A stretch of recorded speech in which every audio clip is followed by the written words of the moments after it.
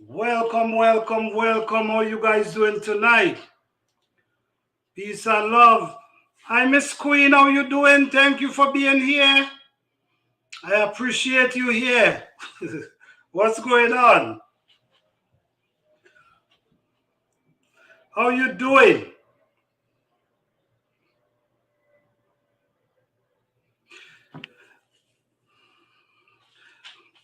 Yes, guys. Thank you guys for supporting the channel. Thank you guys for watching the videos, liking. I appreciate you guys. I really do. Oh, you cleaning your garage? All right. All right. Now is a good time for that. Summertime is coming. Yes. Yes, so guys, we're hearing about food shortage, right? We're hearing about food shortage. And I want to know, all is well. I'm doing pretty good.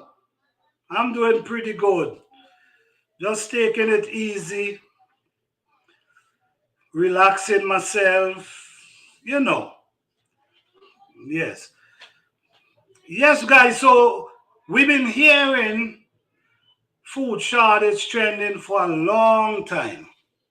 And what I noticed, I'm hearing a lot of people talking about the shelf them is getting empty.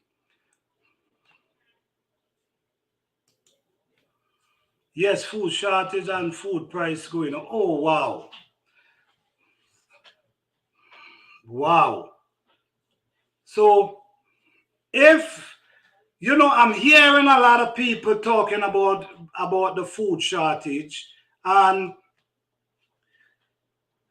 for what we see going on today, I mean, why should it really even be food shortage when there's so much land, so much everywhere that they can really put food in the ground? You know what I'm saying? So I don't know the reason why we even going through food shortage. But if there's food shortage, I think we must be try to be more aware and try preparing ourselves, because honestly, the shelf the shelf at my local store was nice and full, but the price was ridiculous. You know what? For what I see, it's not even food prices going up these days. I'm looking at material as well. I remember there was the cheapest plywood you could have find, because we don't have your skill yet. Well, you know, you guys get in there. I mean, at the end of the day, you guys planting food, and that's what's matter. But you guys get in there, and I really like to see, what you guys doing, because I mean, planting your own food and able to provide for yourself and your family, it's really a blessing. It's really a blessing. So I like what all the gardeners doing. I like to see men and women coming out and putting in the work. You know, my thing is just to encourage people and try to show them a few tricks that I learned along the way. So my thing is basically encouraging and trying to show people, how I mean, you could grow a garden without spending a bunch of money, and able to harvest a lot of food. Yeah, so when I look at material, and right now we're seeing house prices going up ridiculously, ridiculous. House price going up as well. But the thing is, house price have to go up. The reason why house price have to go up is because material is going up. I remember the cheapest plywood you could get the cheapest plywood for say $15, even $13 is a kind of pressed wood plywood. Now that same plywood is $47. That same plywood is $47. So everything is rising. So the prices for food, the prices for material, the prices for gas, everything is growing rapidly, and at the same time, the salary ain't going nowhere. So this is really important, you know. Hold a second for me, please.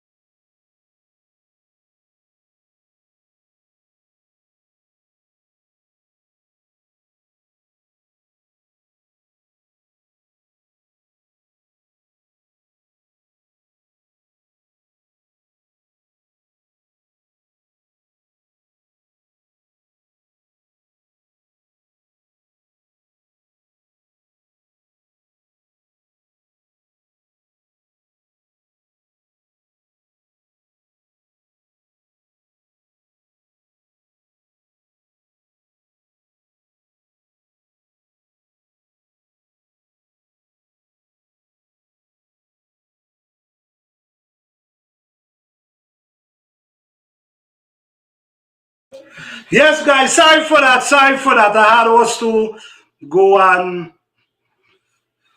the doorbell did ring. I had us to go and see what's going on. Hello, so Zoom, how you doing? Thank you for being here. Because we don't have. All right, yes. So, guys, like I was saying, we understand there's a food shortage. We also understand material, the price for material going up. We also understand house prices going up. But like I was saying, house price have to go up as well. Because now material, if you want to, say for instance, you want to remodel your home. A few years ago, the price for material was on a different level. Now, the price for material, in some cases, has doubled. In some cases, almost triple. I remember you have some pressure treated wood 2 by 12 by 16. Those used to be like $20-something, close to $30. That is for like the deck, building deck, 2 by 12 by 16. And I went to the store the other day and one of them was $83. So I'm telling you, it's not just the food, it's basically everything. So for what we see going on, what are we planning to do about this? Are we gonna just sit back and wait till everything crumble, or we're gonna start preparing ourselves, basically getting ourselves together, you know?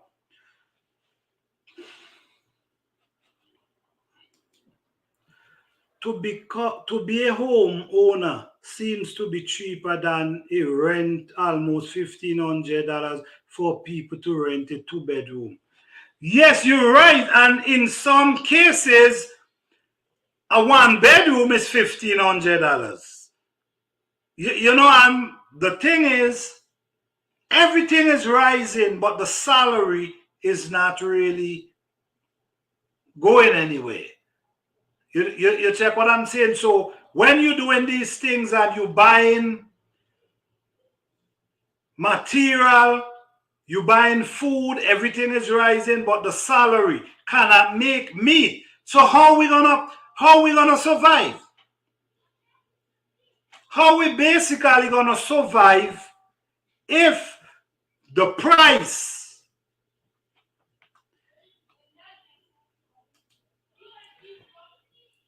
Hi Ian Plus Nature, what's up, man? Thank you for joining. Thank you. Appreciate that. Thank you. Yes, so yes, we're talking about food shortage and the price skyrocket for everything, and the salary just can't keep up. So what are we gonna do? Because we cannot complain anymore. We cannot complain. We got to get to action and start doing things to cut down prices. Sometimes we got to even change the lifestyle we used to live. Why? Because we can't afford to live that lifestyle anymore. There's a lot of people who had their job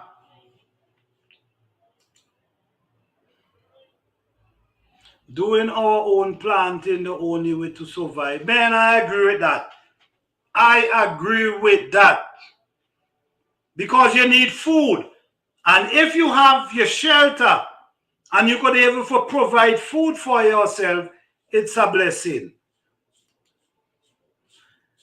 Hi, everyday life of an OC district. Thank you for being here. And I have that book. I have that book for you. All right. Anyhow, yes, so the price for everything is skyrocketing and our salary not going nowhere. The salary not going nowhere. So basically, how you gonna survive? What's the backup plan on this? It's no time to complain anymore. It's about getting to a place, make yourself comfortable, you and your family, and also you who you can help. I try to help as much as I can, but it's becoming to a place now where we got to start thinking, on a different level, because we here in food shortage. We want to know, should it really be a food shortage or something is going on? So we don't want to be thinking about that and worrying about that. We just got to be prepared. Hi, Buji Prepper, how you doing? Thank you for being here. Thank you so much. I appreciate you guys. Yeah, so we got to start to look at things a whole lot different now than before. Because for the last 2 to 3 years, we realize a lot of things has changed. And because a lot of things have changed, we got to adjust ourselves. Because if we don't adjust ourselves, we're going to have problems. I remember. Hi, Jim Mama, how you doing? Thank you for being here. Appreciate that. Yes, because you know what? I remember a lot of people, right? And this is crazy, but it's happened. Because a lot of people strive from their jobs. The jobs is their livelihood. This is how they pay the rent, or they pay the mortgage, how they survive, how, their livelihood. The job is their livelihood. But in the time of famine, the man with the food is king. I agree, man. I agree. That's why I'm so happy that a lot of people is really getting into the garden and start pushing in that food in the ground. Because this is important. So a lot of people, the job is their livelihood. And sometimes we never look to invest. We never look to invest into nothing else because the job is doing everything. The job paid up car loan, whatever, and you're living comfortable. But whenever you lose that job, say if something happened and you lose that job, everything crumble. If you have a mortgage, the bank ready to foreclose your property. If you have a car you paying loan on, they're ready to take your car. So in the span of a second, you could end up back to a place where you got to start from the ground up again. So in a case like that, what I will recommend to people, if you have your job and it's your livelihood, try to find something to invest into.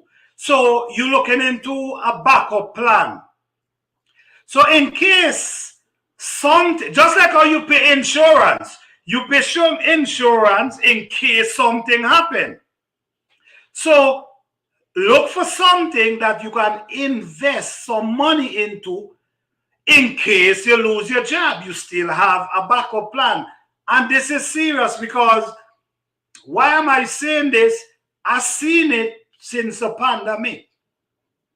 I've seen it happen since the pandemic because a lot of people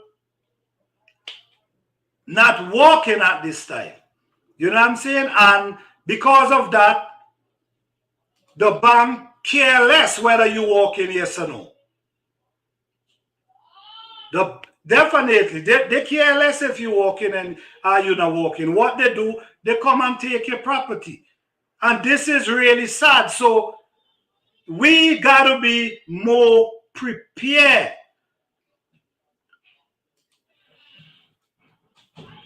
Exactly. Gardening is an investment.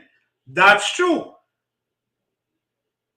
Gardening is an investment because you could start gardening with a few dollars and end up start saving seed, and you become to a place now where you're able to provide food for yourself. So if you're able to provide food for yourself, that's a form of saving and investing. You know what I'm saying? Because we got to invest in something. We cannot just live off of these jobs because you could go to work tomorrow and they don't need you anymore, then what? So you always got to get a backup plan. And even in the garden help you in many ways because you could plant enough food. Seeds are like money. Definitely. We could plant enough food and we even could sell. You know what I'm saying? I'm just saying that could be a backup plan as well. So we got to invest as a people, invest into gardening, a skill, whatever. And if you decide to invest in a company or something, please understand what's going on because a lot of people invest into companies and don't have a clue what's going on and getting beat in the head. Yes, I want everyone to win. Jesus, no, I don't. All right. I myself, because listen to me, a lot of things is going on and I believe a lot more is there to come. This is just the beginning. This is why I'm even trying to can some food this year because I believe that there's something is about to happen and I don't want it to happen when I'm not aware. So I want to be prepared before anything take place. You can live without money, but you cannot live with food. Exactly. And the next thing again, Rian, money is a piece of paper. You know what I'm saying? Just say, for instance, You going down the road, the wind blow away money. That's it, it's done. Say for instance, anything could happen and it destroy the paper. That's it. So the money, we value money in a kind of form. But money, we got to really look into money different. Because money is just covering a loan. But at the same time, it's really, it could have time when the benefit ain't really valuable, honestly.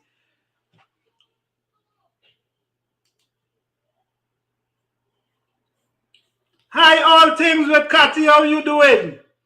Thank you for being here. Yes, I agree. This is the beginning. Yes, it's definitely the beginning. Definitely the beginning. I agree with that. All okay.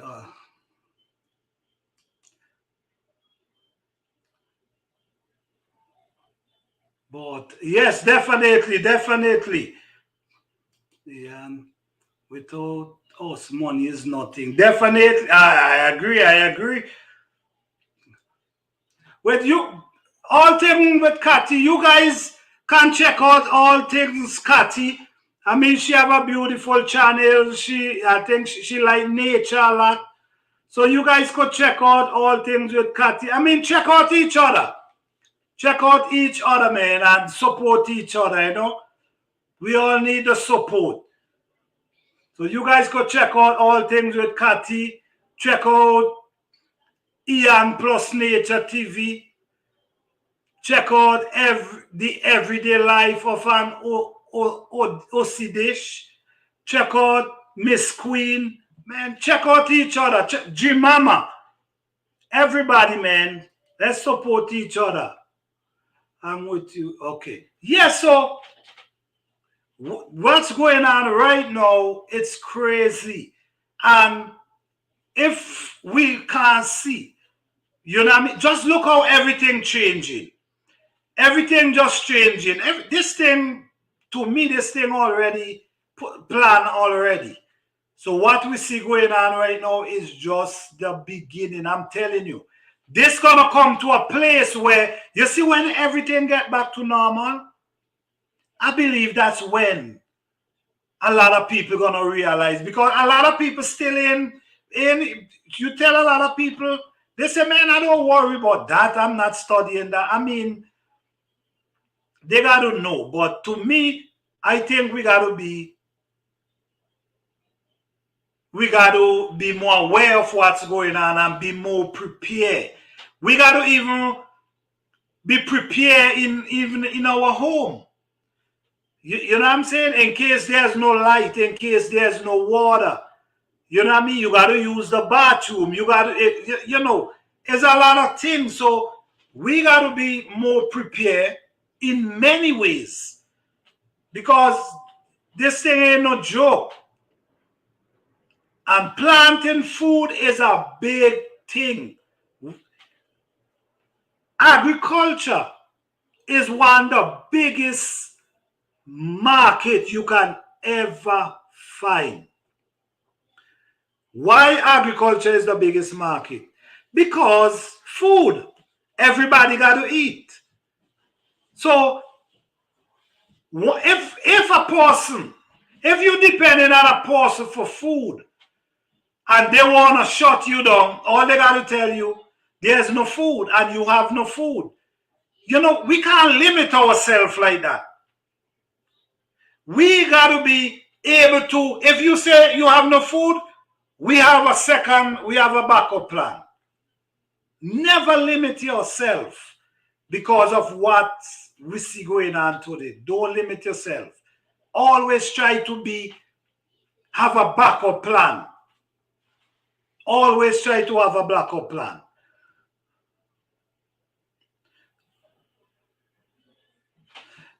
Yes, always try to have a backup plan. Since I'm a little boy, my father tell me a lot of things growing up as a little boy. And it's not that I never used to listen. It's not that I never used to listen, but I never used to apply them at the time. But while I'm growing and I'm getting older, I start to realize all the things he was telling me and how it make a lot of sense. Because where we're going to today is what my father was telling me since I'm a little boy. I can do without light, but don't take my water away. Well, well, Miss Queen, you gotta be prepared. So have some water saved because we never know. We never know. And if somebody wanna cripple you, that's the best thing they could do. Take your water away. Okay? Hello, Teacher P. How you doing? Thank you for being here.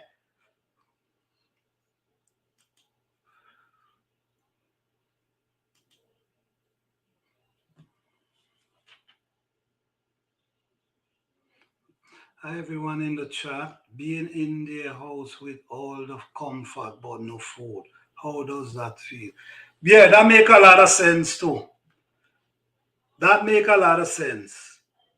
This is why I always, I start my YouTube channel 5, 6 years ago. And it always was about encouraging people to go back to the food. You know, I even I also do giveaways. I also do giveaways. I someone when a giveaway last year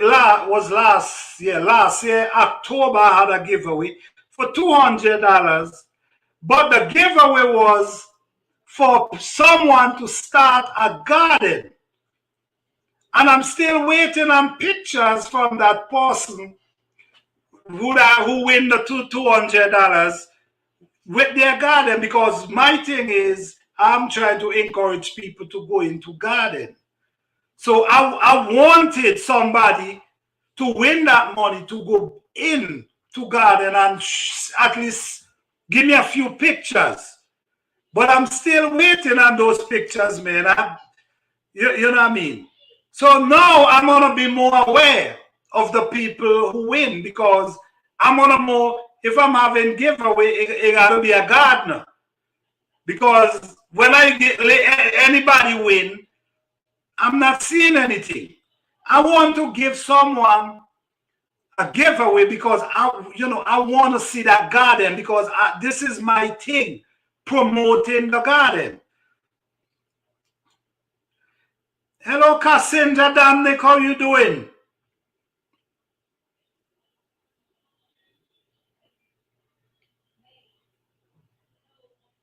Yeah, so okay, I create a membership. The membership I create is for, basically, I want to get every October, I want to do a giveaway every October, because I want the person to be prepared for the spring. So if you win the money in October, you have time to buy your flower spot, your compost, whatever you want to do. You know what I'm saying? So if you guys feel like joining whoever, that's fine. But it's always about giving back to the people. I'm really interested in seeing these gardens. I love to see the ladies putting in the work, the men putting in the work. It's a blessing. But yes, guys, so we need to start getting ourselves more prepared to what's going on today, because it's not getting easier, guys. It's surely not getting easier. And that's something we got to look into. It's not getting easier, and what are we going to do about that? Is no more time to complain. No more time. And this is the next thing too. This is why I try to do videos with simple things. Because honestly, I want people to see how simple it is to do a garden and just try it. I have a video that I'm going to post tomorrow that I build a raised bed.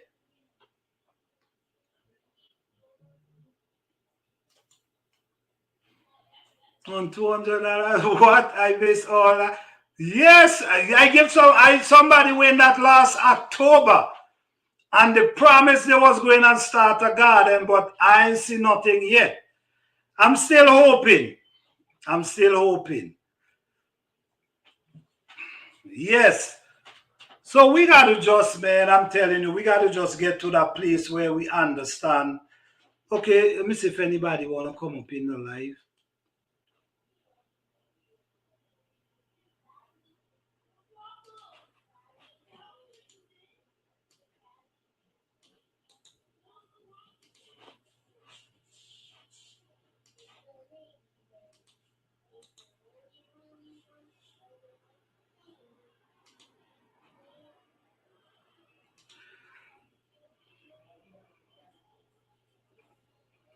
Okay, if anybody want to join and share some thoughts, the link is in there, because I know everybody see what's going on today. And I know everybody trying to get themselves prepared. And planting your food is is a way that can really help you, because why? It's going to help you save money. It's going to help feed your family. And you might be able to give somebody some food as well. So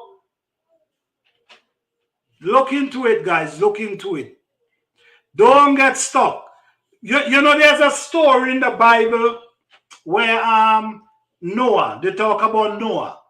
When Noah was telling the people to get prepared and change their ways because some flood was going to come. And nobody believed Noah until the flood come and catch them and drown everyone. So we don't want to get there. We already see there's something is about to happen. We already see there's something about to happen. So don't sleep on it. Don't sleep on it at all. Just remember, things have changed in the last 2 to 3 years. And it just keep going. It just keep going. It just keep going. Every minute is something. You know what I'm saying? War going on over here.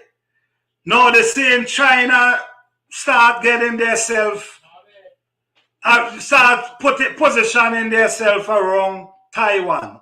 One of those, please. So there's a lot of things going on. So you want to be prepared. And guys, it might sound funny, guys, but always, let me tell you this. Always keep a 5-gallon bucket with a cover. Always keep that in a place, because you just never know. If you have no water, you could use that 5-gallon bucket and do a lot of things, okay? So a 5-gallon bucket, keep it in your home and put it aside for emergency. If you need to use the bathroom, you could use it and cover it back and rest it outside. You see what I'm saying? So just be prepared. Just be prepared, because I know a lot of people here. I know a lot of people here never use an outside bathroom. I know that. I know everybody accustomed to flush and go. But guys, be prepared. You never know what is coming, because look what's happening. Look what's happening. They're telling we there's food shortage. Could you imagine there's food shortage and there's no food? And here the next thing again, these buses, if the truck decide they're not going nowhere, right? Say for instance, the truck decide they're not going nowhere. How the supermarket gonna get food? How you gonna eat? So this is why it's important to at least try to grow some food or learn how to grow some food. They're running from nature and running down money, thinking as long you have money, you can. No, that's no money. That's why they say money can't save you. Sometimes there's people, rich people, and when the sickness come down, the money can't help them. Sometimes you have the money, but because of the situation, you cannot buy nothing. So you cannot say money. Once you have money, you can't go hungry. No, that's not true. That's not true at all.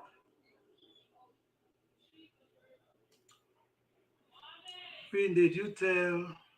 Did they tell you want? Oh, okay. Oh, Miss Queen, you want a T-shirt? Look it up on the screen.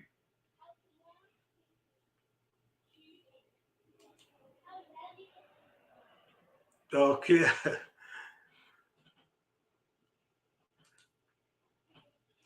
I have used outside bathroom when I was little. My great grandmother house had no plumbing. Okay. All right. Well, I'm not knocking nobody who did not use it. But all I'm saying is you gotta be prepared in case. Because if say the water cut and you cannot get no water, you have no water outside, you have no creek close by, you have no access to no water. You gotta use the bathroom. What you gonna do? These are things we gotta look into. We also gotta look into how, if an emergency, we also gotta have a backpack away. We supposed to have a backpack away with stuff that, in case there's an emergency, you could grab and run. Because within an emergency, you can't be packing anything. It's grab and run. So let's get back to the food shortage. Hello, Lassus Johnny, how you doing? Thank you for being here. Nikki says squash and wipe with leaf. Oh, I mean, you gotta do what you gotta do. You have to do what you gotta do. Because a lot of people, I mean, before there was toilet that you could flush, people used to do it and they survive. So ain't nothing gonna happen.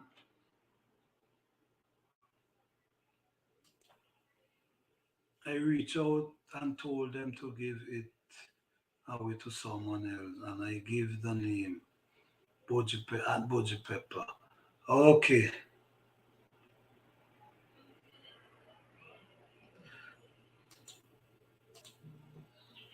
All right.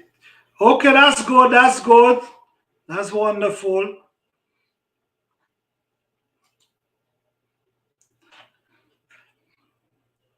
Yes, guys. So we got to have some survival skill as well. Right now we already start planting our food, which is good. That's one part of it. But in case emergency, in case emergency, you got to be prepared. Because right now you don't know what. You have a bag put aside with an outfit for your kids, first aid kit, a searchlight, whatever you could put in the bag and just rest it somewhere in case there's an emergency that you could just grab and run. Yeah, think about it. If the system should break down tomorrow due to have control of whether a food in your house or not, well, that's the next thing again. If the system crash, listen me, that this is why I'm saying be prepared in case. Just like how you pay your car insurance in case something happen, live your life the same way. Prepare yourself in case something happen. So in case something happen, you already being prepared. Food, water, start stocking up on food. I'm not telling you to go crazy, but plant your food. If you could stock up on some food, start canning some food. You could scan food. Food could last months. So start canning up food, start stocking up water. Just start doing your thing. So when that, if that time come, you already prepare. You ain't got to be worrying yourself. So we have to come up with the. Okay. Canning is a great, but if we have to leave our home and book it, those jobs can't get. well here, Dickie. The canning is in case food shortage, right? I mean, if it's an emergency and you gotta run, then you just grab a few that you can carry. I know it can be heavy. Yes, it definitely can be heavy. And I agree with you. But what I'm saying is, in case food shortage, you have food in your home. Better to have and don't need it than to not have and need it. That's a very good saying. That's a very good saying. You have. And don't need it. That's a very good saying. Yeah. Jody have food in Yep. I mean, a lot of people they shot have food in the backyard right now, which I really like, which is good. You know what I'm saying? A lot of people right now have a lot of food in their backyard, which is good. You know, it's good that you could just walk out. Well, Lascious, you just walk out and she harvests her lettuce. I mean, that's awesome. You know what I'm saying? That's beautiful to able to just walk out in that garden and just able to harvest something. Like me, I grow so much pepper last year and freeze them. And I was looking in my freezer, my deep freeze, and I still have pepper down to the bottom. So from pepper from October, November. Oh, that was my last harvest. I still have pepper today down inside. You know what I'm saying? So, so planting your own food have a lot of benefit as well. You know what you're eating. You have food. You even have that you can give away. Like in my garden, right? Like in my garden. Let me see. Miss Stone said you should be able to go grocery shopping in your back. I agree with that. I agree with that. You should be able to go grocery shopping in your garden. I agree with that. I definitely agree with that. Because, like for instance, right? No, I could eat, I could eat spinach, I can eat what else? Well, basically, spinach I have right now and a lot of different herbs. So, but in a few months from now, not a few, yes, a few months from now, I will be harvesting food almost every day. Because what I do as well, I plant my stuff them in seasons. What not seasons, like separate time. So because of the separate time, the way I plan, I will able to go in the garden almost every day and pick something to go and cook or to give someone. You know? So I'm just excited that everybody is hot pepper or sweet peppers. Both of them. I have both of them right now. Hot pepper and sweet pepper in my deep freeze. So you see, these are things I don't buy. So that's how I'm able to save.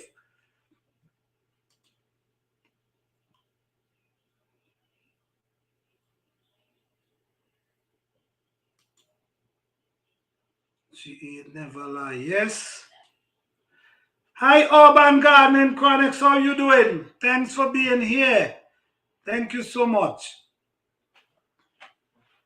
Yeah, so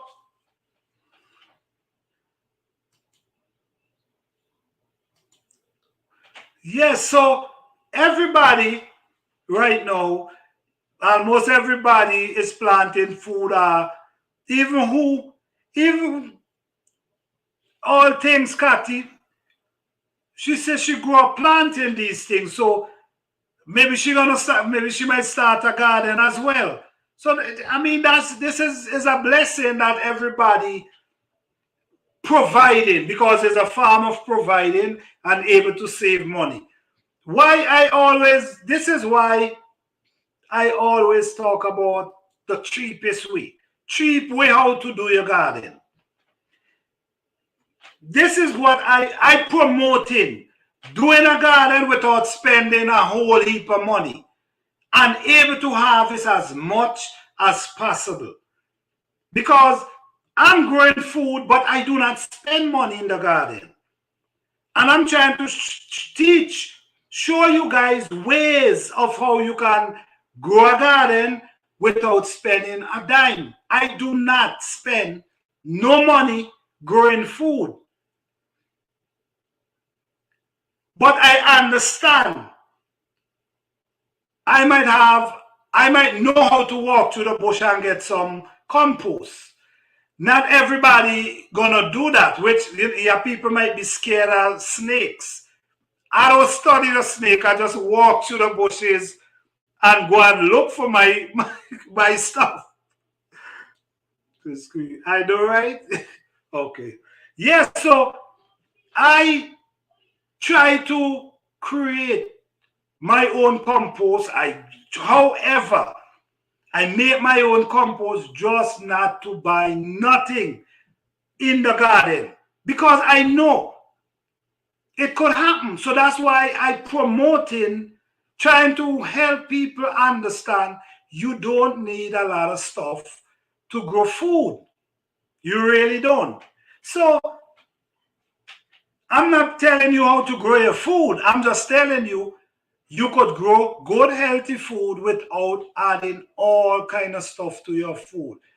You know, I use, sometimes I might see a piece of wood and I pick it up and I farm out a raised bed.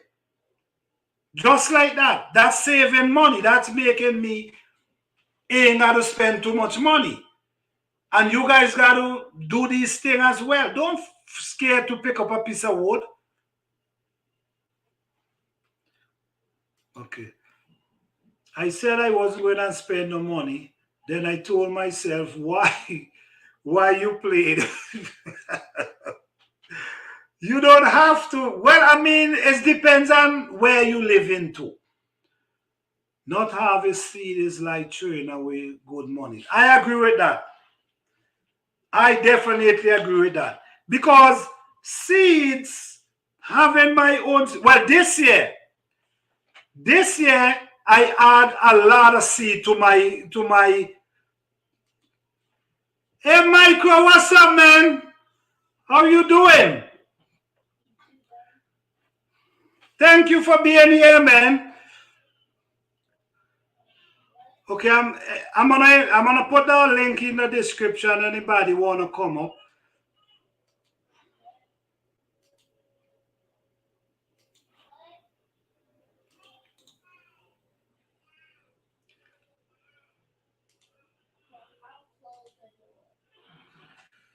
All right, all right. Good to see you, man. Good to see you. All right, guys. That's who is subscribed to who all look up each other, man. Support each other. We go, that's what we're doing. Support each other. Yeah, so seeds. Let's talk about seeds for a minute. As Nikki said a while ago. How could you be growing garden and not saving your seed. That don't make no sense. You're supposed to save some seeds. Number one, when you grow a plant, right? When you grow a plant and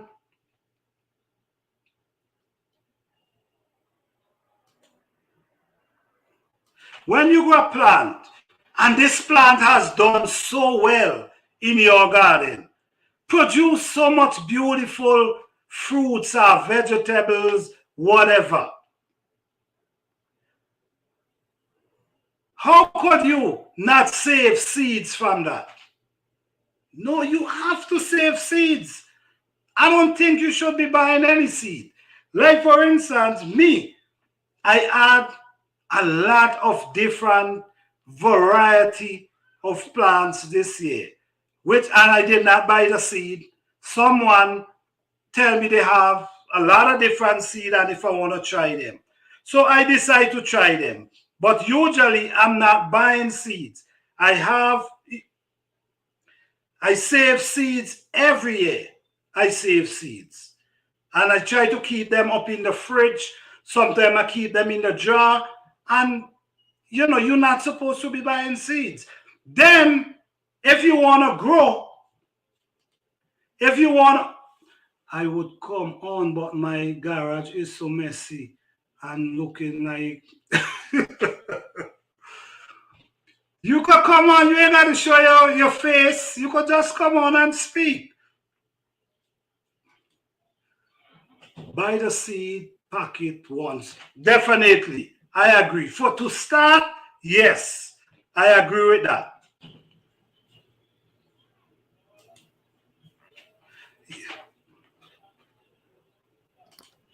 Hey, how you doing, Ben? Yeah, I think I forgot what. I think it was Tuesday you wanted me to come up or something. No, I tell you Thursday. Oh, it's today. Oh, today. Oh, perfect. Yes, it was today. All right, perfect. Yes, So, Miss Queen, Cassandra. Oh, yeah, I know you wanted to talk about the soil thing, so go ahead. I'm gonna let you finish and let me jump in when you want me to. Yes. Let me just say a little about the seed here. Yeah, so with the seed, like Nikki said, we should buy, like new gardeners, they should buy the first package, like whatever you want. But after that, you should try to save your seeds. Try to save, leave some to good seeds that you can save. So the next year, you're going to save money because no, I'm not going to buy no seed this year. So that money could go to something else. So it's about saving and spending less in that garden. Hello, Miss Queen, how are you doing? I'm on national TV, so don't let the twins come in the garage because I'm on TV. I'm getting famous. Love you. How y'all doing? We can't hear you. A little low. You're a little low. You can't hear me now? Can you hear me now? Nope. For real? I got you on my phone. It sound like you in a pool at a Bahamas spot.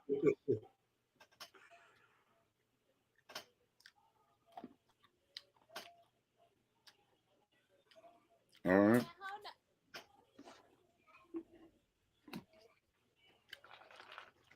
Can't hear you.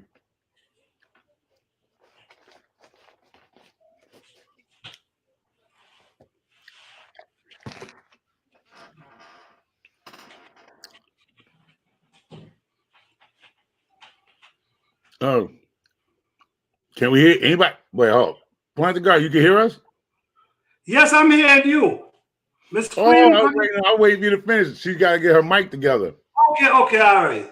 Yeah, so like I was saying about the seed situation, I think that we should try to save as much seed as possible. Because my thing is spending less money in your garden.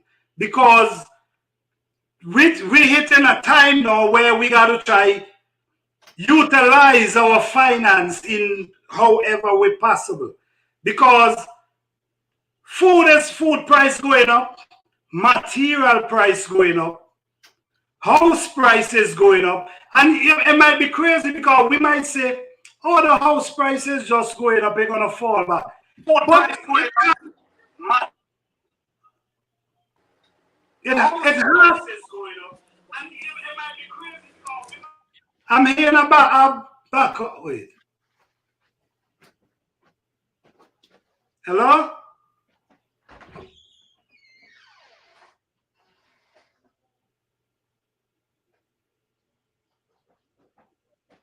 Okay, the screen guy. I'm still here. Okay. I'm still here. All right. Yeah. So everything is going up. So if the house price is going up, but the material price had skyrocket, then it's gonna hard for the house price to jump, because a piece of plywood I used to buy for $13 is $47 now. Yep. You know what I'm saying? So, Yep. so it's about utilizing the finance. So if you could save money from buying seed and also try to get a grow light or something, because Home Depot and other stores selling a pepper plant for $4 and change, almost $5. Yep. So it's best you invest in a grow light and try to grow your own seed. You know what I'm saying? So my thing is about saving, cutting costs, however you can. Yeah, and the other thing is too is like if you're part of this community, as time go by, you can just like if you be in somebody's chat, just ask anybody have some extra seeds they can probably see, because like Plant the Garden, he probably got a whole jar full of good seeds all in there because he saved seeds. So yeah, you don't have access. You know, it's always good to ask other people in the community, do they have some? And can they share some? I definitely wouldn't have no problem. All they gotta do is keep their medicine bottle and put a few seeds. You see it? Okay. I agree with that.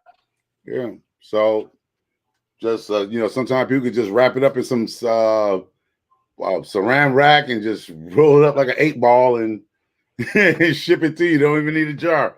Just ship it to you. Yeah. Yes, there's a lot of gardeners out here. There's a lot of people that have more seeds than they need. Seriously. Somebody like Plant the Garden probably got tons of seeds. Yes, too much. Every year. Yeah. Too much.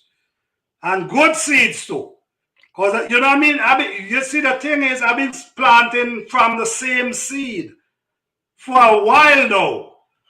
You know what I'm saying? Like from the same seed. Then you plant, then you harvest, then you plant. See, so the same line of seeds, I have them for a long time now. So I definitely wouldn't mind sharing a few, honestly.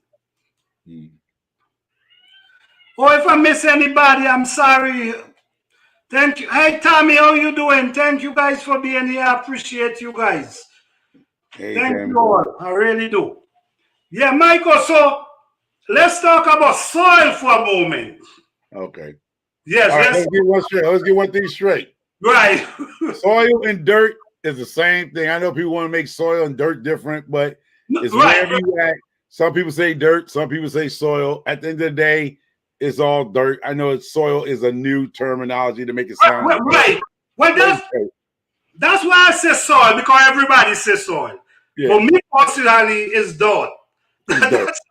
That's how not the dirt you sweep up in your house. That's trash. See, right. What you sweep up in your house and sweep around, that's trash. Right. It's not dirt. Right. I definitely agree with that. Your house is not dirty. Your house is not dirty. Your house is trashy. It has a lot of trash in it. but dirt, soil, same. Tomatoes, were the same thing. Yes, basically the same thing. Yeah, so on my soil, right? Uh-huh. You wouldn't believe my soil was clay soil.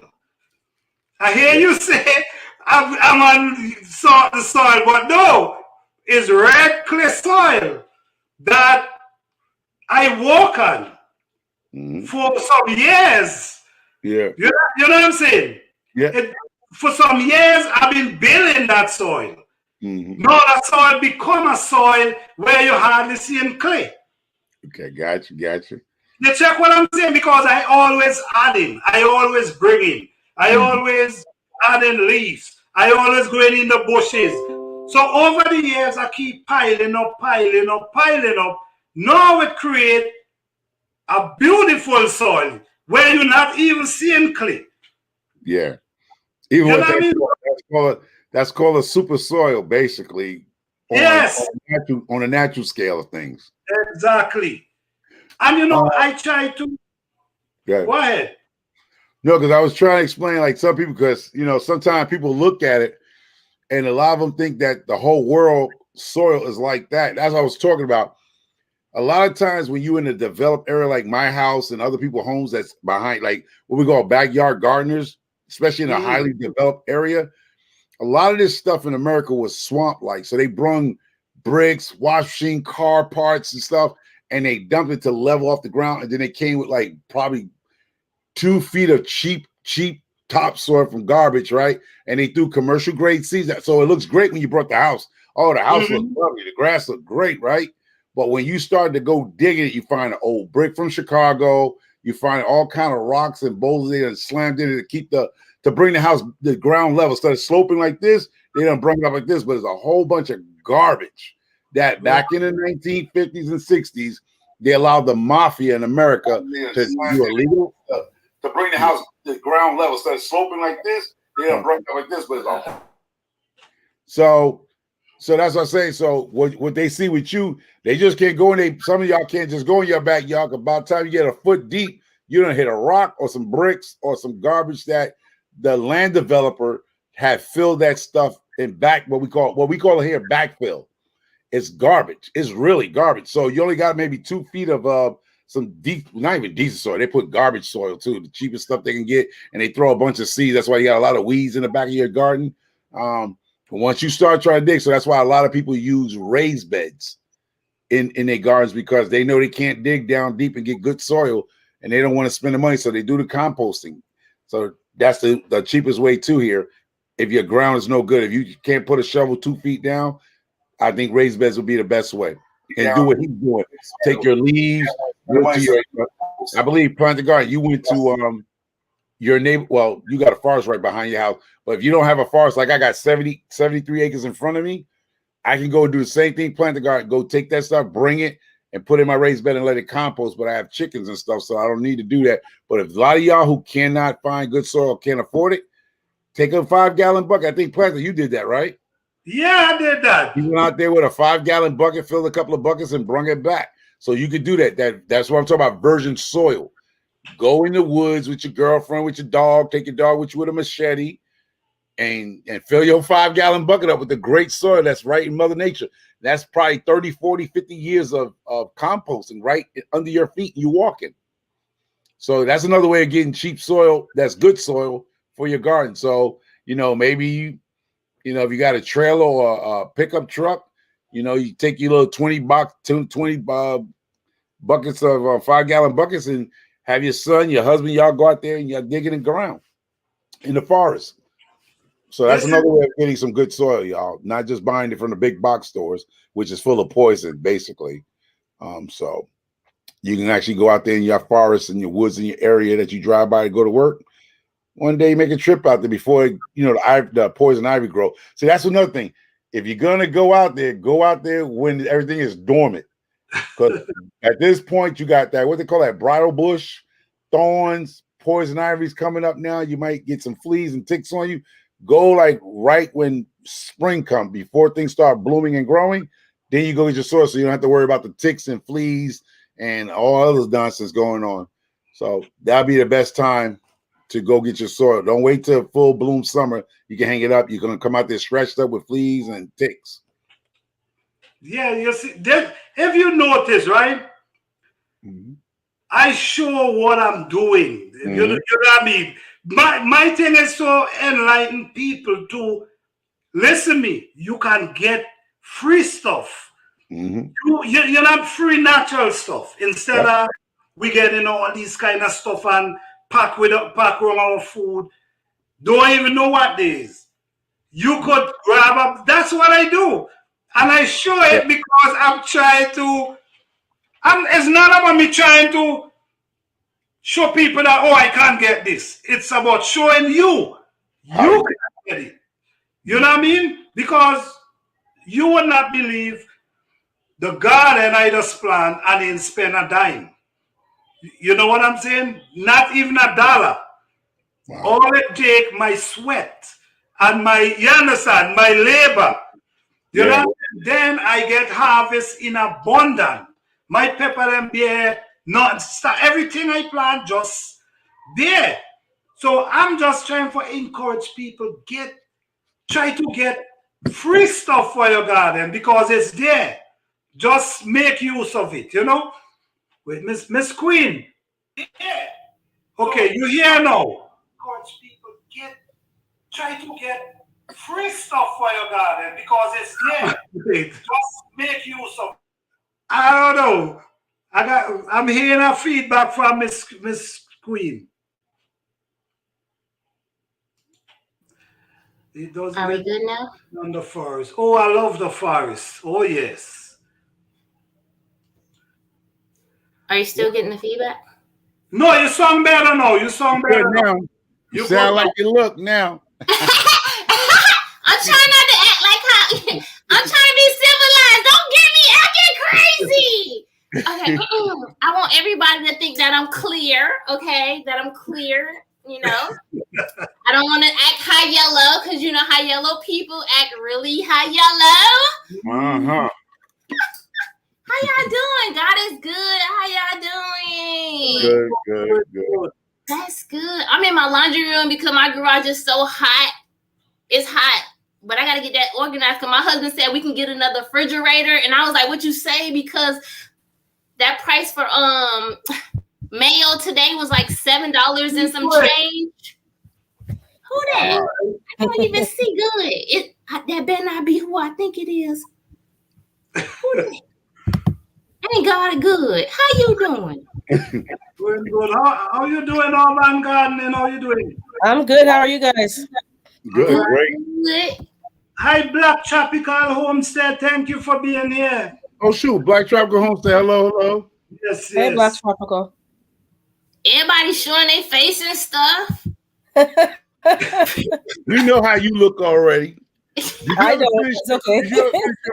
Queen? Nobody know how I look. I'm like a low-key ghost around here. The Holy Ghost, though, okay? Not that weird stuff. We talking about the Holy Ghost. Okay? Well, I don't know what you look like today, but I know what you look like.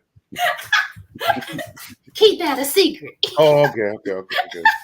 If they didn't watch that show, they don't know. They don't know. Yeah. Because you know they think that you're not high yellow, but that's okay. Have you finished your floors? Did you finish your floors? Next topic, please, and thank you. That's a shame.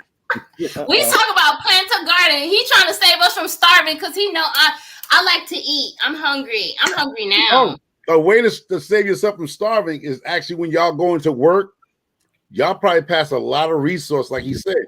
Like if y'all saw my video, I went right across the road and got me a raspberry bush. Matter of fact, all you guys who got those little games on your phone, download the plant identifications. And when you go out traveling around and you see something that might be edible, because there's a lot of edibles right as you driving to work, right? Yeah. You're seeing. Yeah, that's true.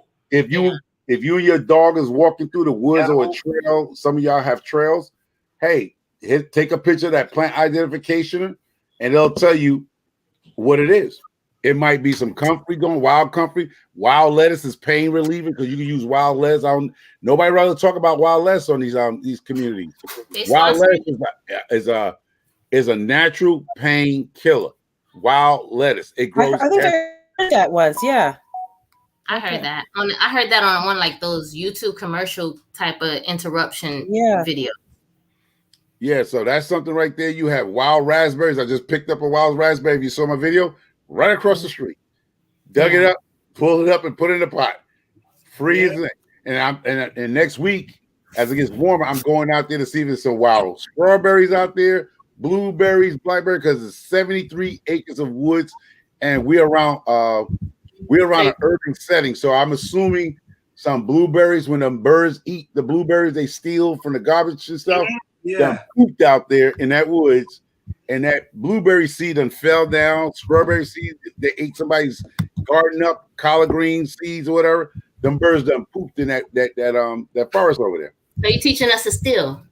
No, it's not stealing. That's public. I pay my It's taxes. public property. Yeah, it's not stealing. Yeah, it's public property. I feel It's who property? I didn't catch that. The money I spend on this property, the tax, they need to send somebody. No, the property that's across from you, that's 73 acres. That ain't yours. Yes, that is. I pay my taxes. That's that's state property, babe. They need to send somebody. They need to send somebody from the municipal palace to help me out. Shoot. I pay way too much taxes up in here. Okay. Yeah, they need to I send. didn't know that. So I'm gonna go to my neighbor house and steal her grapes and tell her I paid the property taxes in the area. Yeah, that's not the same thing we just said. You go and you're crossing the line. Hey.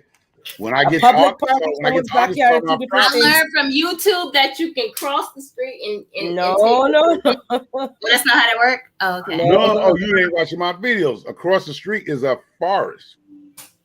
Oh, I seen a house, and then I seen you hear my little boy banging on. He's the only house. He's the only house on that property. Oh wow. Yeah, but he didn't go to their property. He went to the one next to it with the good dirt and the good soil. I seen that. You know, because even though he don't watch nobody's video, I watch yours. I be watching you. He like my videos. You played a whole bunch of scenes. I commented in your video. What are you talking about? I know it's only 15 seconds. Once you blink, it's over. You ain't make a video longer than three minutes because he's not gonna check it out. Hey, Queen, you ain't nothing but a shorty because just all your videos are nothing but shorts. You a shorty. I'm here for the people. I know they have things to do today. But yeah. Oh shoot, that's hands of dirt. All right, go ahead. Somebody speak up. Go ahead, gardening. Okay. Yeah. So Planter, what was going on? I came in late. Sorry, I was driving, so I missed what you were talking about in the beginning. If you don't mind repeating a summary, if you don't mind. No, not at all. Well, I was talking in the beginning about food shortage and if why are we really hitting a food shortage? Is it something that because there's so much land? If it's in the air, there's food shortage. All these lands, why they're not being plowed? You understand what I'm saying? Why then people start planting instead of we just hearing food shortage? You know what I'm saying? I'm looking at my neighborhood like this up top of my mind, and I've only been here less than 5 years, and I'm the only one on at least 20 houses that has a garden. And now 2 people are growing because of me, because they see me every year, like giving them scale, like you know what I'm saying. But people aren't really planting. Let me ask y'all a question. Y'all from the islands? I'm from the islands. I know you from the islands, but are you from the islands? Like you from where you? If you don't mind me asking. I live in Canada, but I'm Jamaican descent. Okay. From what I know, and no shade to nobody, don't come for me, because remember your girlfriend the 305. I'm just saying, I would listen, we play different. Don't come acting weird because we act weird too. But I was raised by my great grandfather, who is Jamaican. He's from Westmoreland. Okay. Okay. So all right. And my great grandma, she's Indian, but they different from what I see a lot of my families in America. And I'm not saying that Americans and other nationalities don't believe in growing their own food, but I'm just saying them two who raised me since I was 2. That's all we know. And then once I met my friends outside of them who were American or different, and not everybody the same, but it's like if you it's different, okay? So like I hear what you're saying. Yeah, I hear you. It's okay. So like I think the younger ones are say with your chest, baby. Say with your chest. I don't want to offend nobody, but I'm just saying like I see multiple sides of it, and I'm telling you, and I'm not taking up for Jamaicans because I'm telling you, you don't come for them because I cut your throat.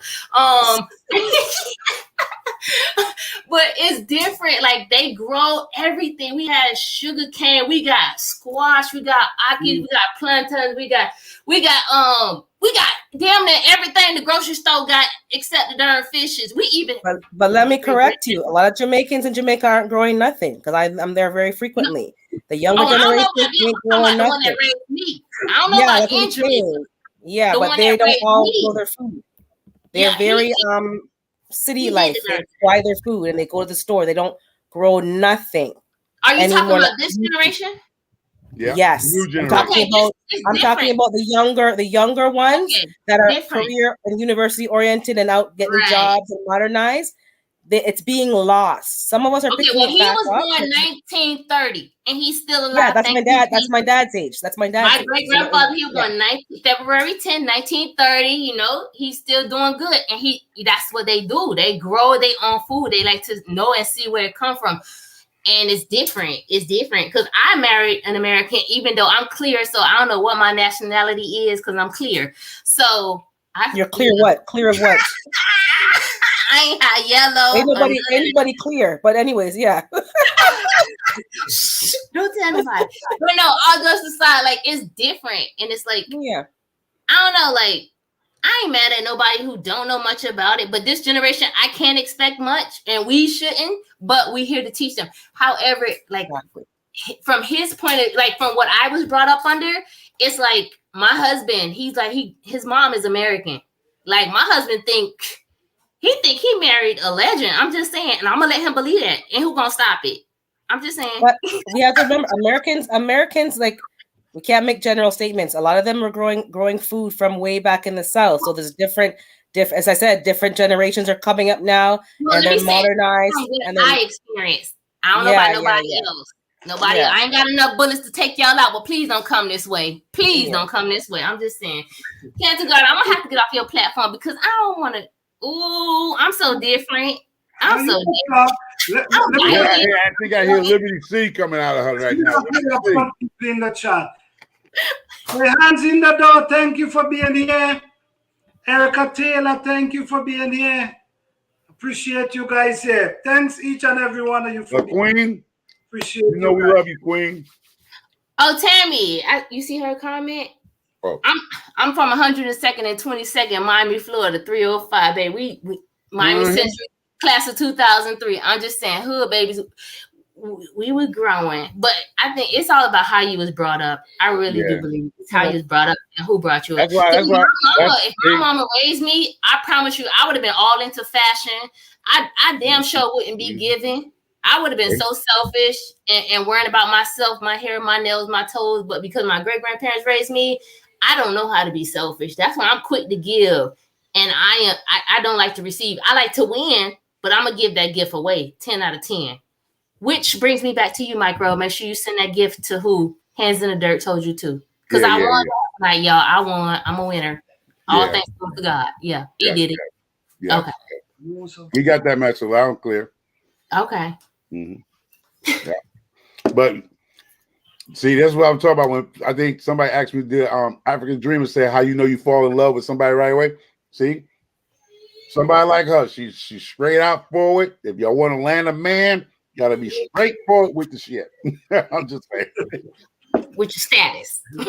There you go. But I'm taking, okay. I mean, I've been in the game for 1,000 years. We got 3 kids and a dog, okay, and a mortgage that's almost paid off. Look at God. Won't he do it? She's not scared to get dirty. And that's why I said the Caribbean women. I love y'all Caribbean women because y'all don't scared to get dirt in your fingernails. That's what I'm talking about. I can't say I'm Caribbean, or none of that. I'm just regular. I'm whatever God is, okay? I'm created in his own image and likeness. I don't know what I am. Okay. Ooh. I'm just saying. Because they be like, what you mix with? Whatever Jesus created me under. Check his, I don't know. Well,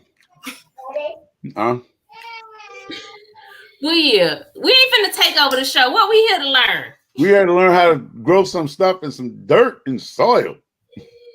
But anyway, going back in the dirt, I'm with you. All she do is win, no matter what. but it's something that me and Hands of Dirt, which I'll probably be putting this video out probably this weekend. Hands of Dirt, he loves Lowe's products, and I have used a Home Depot product this year. I use it personally this year. Something I normally don't do, but I ran out of some stuff, so I had to go to the next source. So I'm gonna do a comparison on the Lowe's brand and the Home Depot brand, and we're gonna show the difference because he swears by the Lowe's brand. Don't buy that Black Cow from Lowe's though, because it's not good. I'm just saying. Okay, go ahead. Okay. No, we're talking about something where you can make great soil without breaking the bank. But okay, let me tell you. Hands of Dirt likes Lowe's topsoil. Is a certain organic topsoil that Lowe's have, which is like $2.50 a bag. Home Depot has the same type of thing for about the same price. It's not that Miracle Growth. It's not that cheap topsoil that you see in that gray bag. It's a better topsoil that you can actually amend with chicken poop, rabbit poop, whatever you can get your hands on, leaves and stuff, and it breaks down nicely. And I'm gonna make Hands of Dirt don't like the Home Depot one because it has sticks in it. It has a couple of sticks and chunks of wood, so you actually know it's organic because it still comes in with twigs and branches. Some a little too thick, a little too little. But can somebody close the door here? Charlie. Yeah. Anyway, so he has the Lowe's. He says is more finer, is more stringed than the Home Depot one. So I think I like the Home Depot one. There's no bits and pieces. He's saying no bits and pieces in it. He's saying the Lowe's has less bits and pieces. Okay. It doesn't have none. It must be. I don't like the I don't like the sticks. Yeah, I don't like it. They Black Cow has. It's not like the ones I got from Ace. They Black Cow is different. Oh, and it's the one from Ace store. You got an Ace store Black Cow. The Ace Black Cow that I got was better than the ones that I got from Lowe's. Oh, okay. Yeah, the one that I got from Lowe's had like a lot of sticks in it, and the one that I got from Ace, it was very like it was that good. Oh, okay, good. What's the price difference on that for the Lowe's and the Ace one? I just no swiper my card. I didn't even look, to be honest with you. Okay. I just want to know if it was like a big see, and they're saying Lowe's soil, topsoil is next better. time I'll be sure to look at that. I didn't even Yeah. Somebody else, Erica tells says she loves the Lowe's topsoil. So I never used the Lowe's topsoil, so I'm gonna purchase a bag probably this week. And this weekend probably, and I'm gonna do a side-by-side comparison. Okay. Okay. I'm simple videos, side-by-side comparison. I can use. I don't care which one. I'm gonna use it all. I don't make me no difference. I'm gonna throw it in my front yard. Well, let me ask y'all a real question though, because I just got my raised beds in, and I just took all the soils that I had in my containers and dropped into my raised bed. But I did. Perfect. That's awesome. Yep. But awesome. I noticed ants. Don't worry about the ants. Don't worry about the ants. Don't worry about the ants. I thought. Yeah, me too. I had some ants today. A lot of ants. All of a sudden. Don't tell me no soap that Hands in the Dirt told you. Don't use. Irish Spring. I heard of that. Yeah. Okay. Hey, I have to clean your butt. Clean out the ants. You take the bar soap like this, right? The Irish Spring soap. Not the liquid. This soap. The bar. Yeah. You shave it. You cream it up, and you put it. And say, "Damn, I ain't got a jar." Just say, put it in a jar with some water, right? Let it sit overnight. Shake it up, and it's gonna get like slurry like, and then you just mix it with a spray bottle, and you just spray around your plants, or you actually can pour it around your soil where ants are, and this will definitely take care of your ant problem. That's why I have the bar soap, even though I wash my butt with it. You know what I mean? So it won't. Yeah, because I was tilling up my raised bed today to put some amendments in there, and when I dug deep, all these ants and flying ants came out, and then the birds came and ate them. But that's not normal. I didn't see that before. But Irish Spring, the hard soap, will do that. Okay, I'm gonna get some. Okay, because I don't use chemicals. I got it, but I didn't know. I don't think the soap is going to be a harsh chemical that's going to really. Well, what is going to do to your plant? No, it won't be. No, it's going to do nothing to your plant. But we're not going to take over Plant a Garden show. Plant a Garden. Well, go on. Taking a coffee break. Okay, No. that'll work. No, I'm here. No, you guys can't. Okay, you No, can take a coffee break. but seriously, all jokes aside, I mean, for the people that's dealing with ants, I don't know about fire ants. I don't know about fire ants, but the regular common black ants that you have, and no little brown ones, Yeah. not the fire ants. Now I don't know if this work on fire because we don't have fire ants up here. So don't say microfarmers say take care of all ants. I know it take care of the northern east ants because they're the regular black army ants and carpenter ants or whatever. Now you down south was other You know, ants had different nationalities. Dang, y'all educating me. Yo, Florida got full of them raggedy ass fire ants. They the worst. Okay. Worse. That's how you gonna do They bite you. They get angry. They start biting your feet. And you come out look like chicken pox. They do bite. Wow. We don't have that here. We don't have that. They can't live up here. They can't survive. But fire ants can't live up here. Yeah, we I'm glad. definitely do have big ants. I'm glad. Fire ants can't live up here and crocodiles can't live up here. I'm so happy. Yeah, well, yeah. Hello, Angela Borden. Thank you for being here. We see crocodile. We just know to run a mouth over. That's all. Don't run their body over. Just move over body mouth. I can jump in a pond. The only thing I got to worry about is a car being pushed down in that pond and break my neck jumping in the pond up here. But otherwise, we ain't got to worry about no harsh predator gonna eat no humans in our ponds. All we got to worry about hitting the bottom of a car and break our neck if we jumped off. Or some old bones floating up on you. Old bones. Yeah. What's your zone? What's your zone? My zone, I don't even know the zone. It's 7B. 7B, I think it's 7B. 7B. Matter of fact, Pentagon, where you at? North Carolina, right? I'm both Georgia and North Carolina, both sides. Oh, you're on the border? Okay. You're on the border. Oh, okay. You're on the border. I'm in both place. How you in both place? How that work? And food, both place. I'm gonna leave that alone. He can do that. No, I don't show one, but I plant both place. Georgia, okay, Carolina. So you have two places to grow food, is what you're saying. Right. That's why he grows Yeah, so you have good. 2 places. Right. Yeah. I understand. So you have things spread out. I'm gonna be like a state trooper. What's on your driver license? I'm gone. What's on your driver license? That's where you reside. Whatever that shit says on your driver, that's where you reside. Lanta wants to be evasive. He wants to hide out wherever he wants to hide out. So he's not gonna tell you the exact. No, what I'm saying, wherever your driver license, that's what I'm gonna say. I got several properties too, but you don't care about that. What's on your driver license, sir? That's where your address. Hey, what hands in the dirt say? Oh, here you go, hands in that rat. So you have pigeon eating rats. That's You don't have that in Connecticut. That's not for me. Well, first of all, let's get it right. I'm in Connecticut now, so I'm from the Bronx of New York. Oh yeah, because you are from New York. Y'all rats look like humans, huh? No, my rats don't. I live in Connecticut now. I left the area. Represent where you from, not where you live. Nah, son. I'm like 50 Cent. The dude ain't never gave me shit, but a hard time. I'm like 50 Cent. 50 Cent, Jay-Z don't even live in New York no more. They gone. So can I ask a question? Because you're talking about amending the soil. So if we don't have a forest near us, what are the options for us to amend our soil? Leaves and grass clippings. You got grass. The guy comes to cut the grass. If he got a grass catcher on his machine, ask him to dump the grass in front of your house, and he can just go and get some grass clippings. Okay.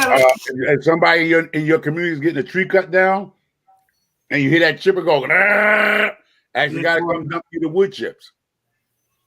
Like with me, what I use like leaves every winter. Every winter, I'm gathering leaves. And all these leaves, I gather them and put them in a pile and just leave them there every winter. And they're going to keep breaking down till they become compost. In my raised bed as well, before, what I do, I spread leaves. I mean, I have videos showing this. I spread leaves and pine straw and all these things to the bottom. Okay. And another thing, y'all.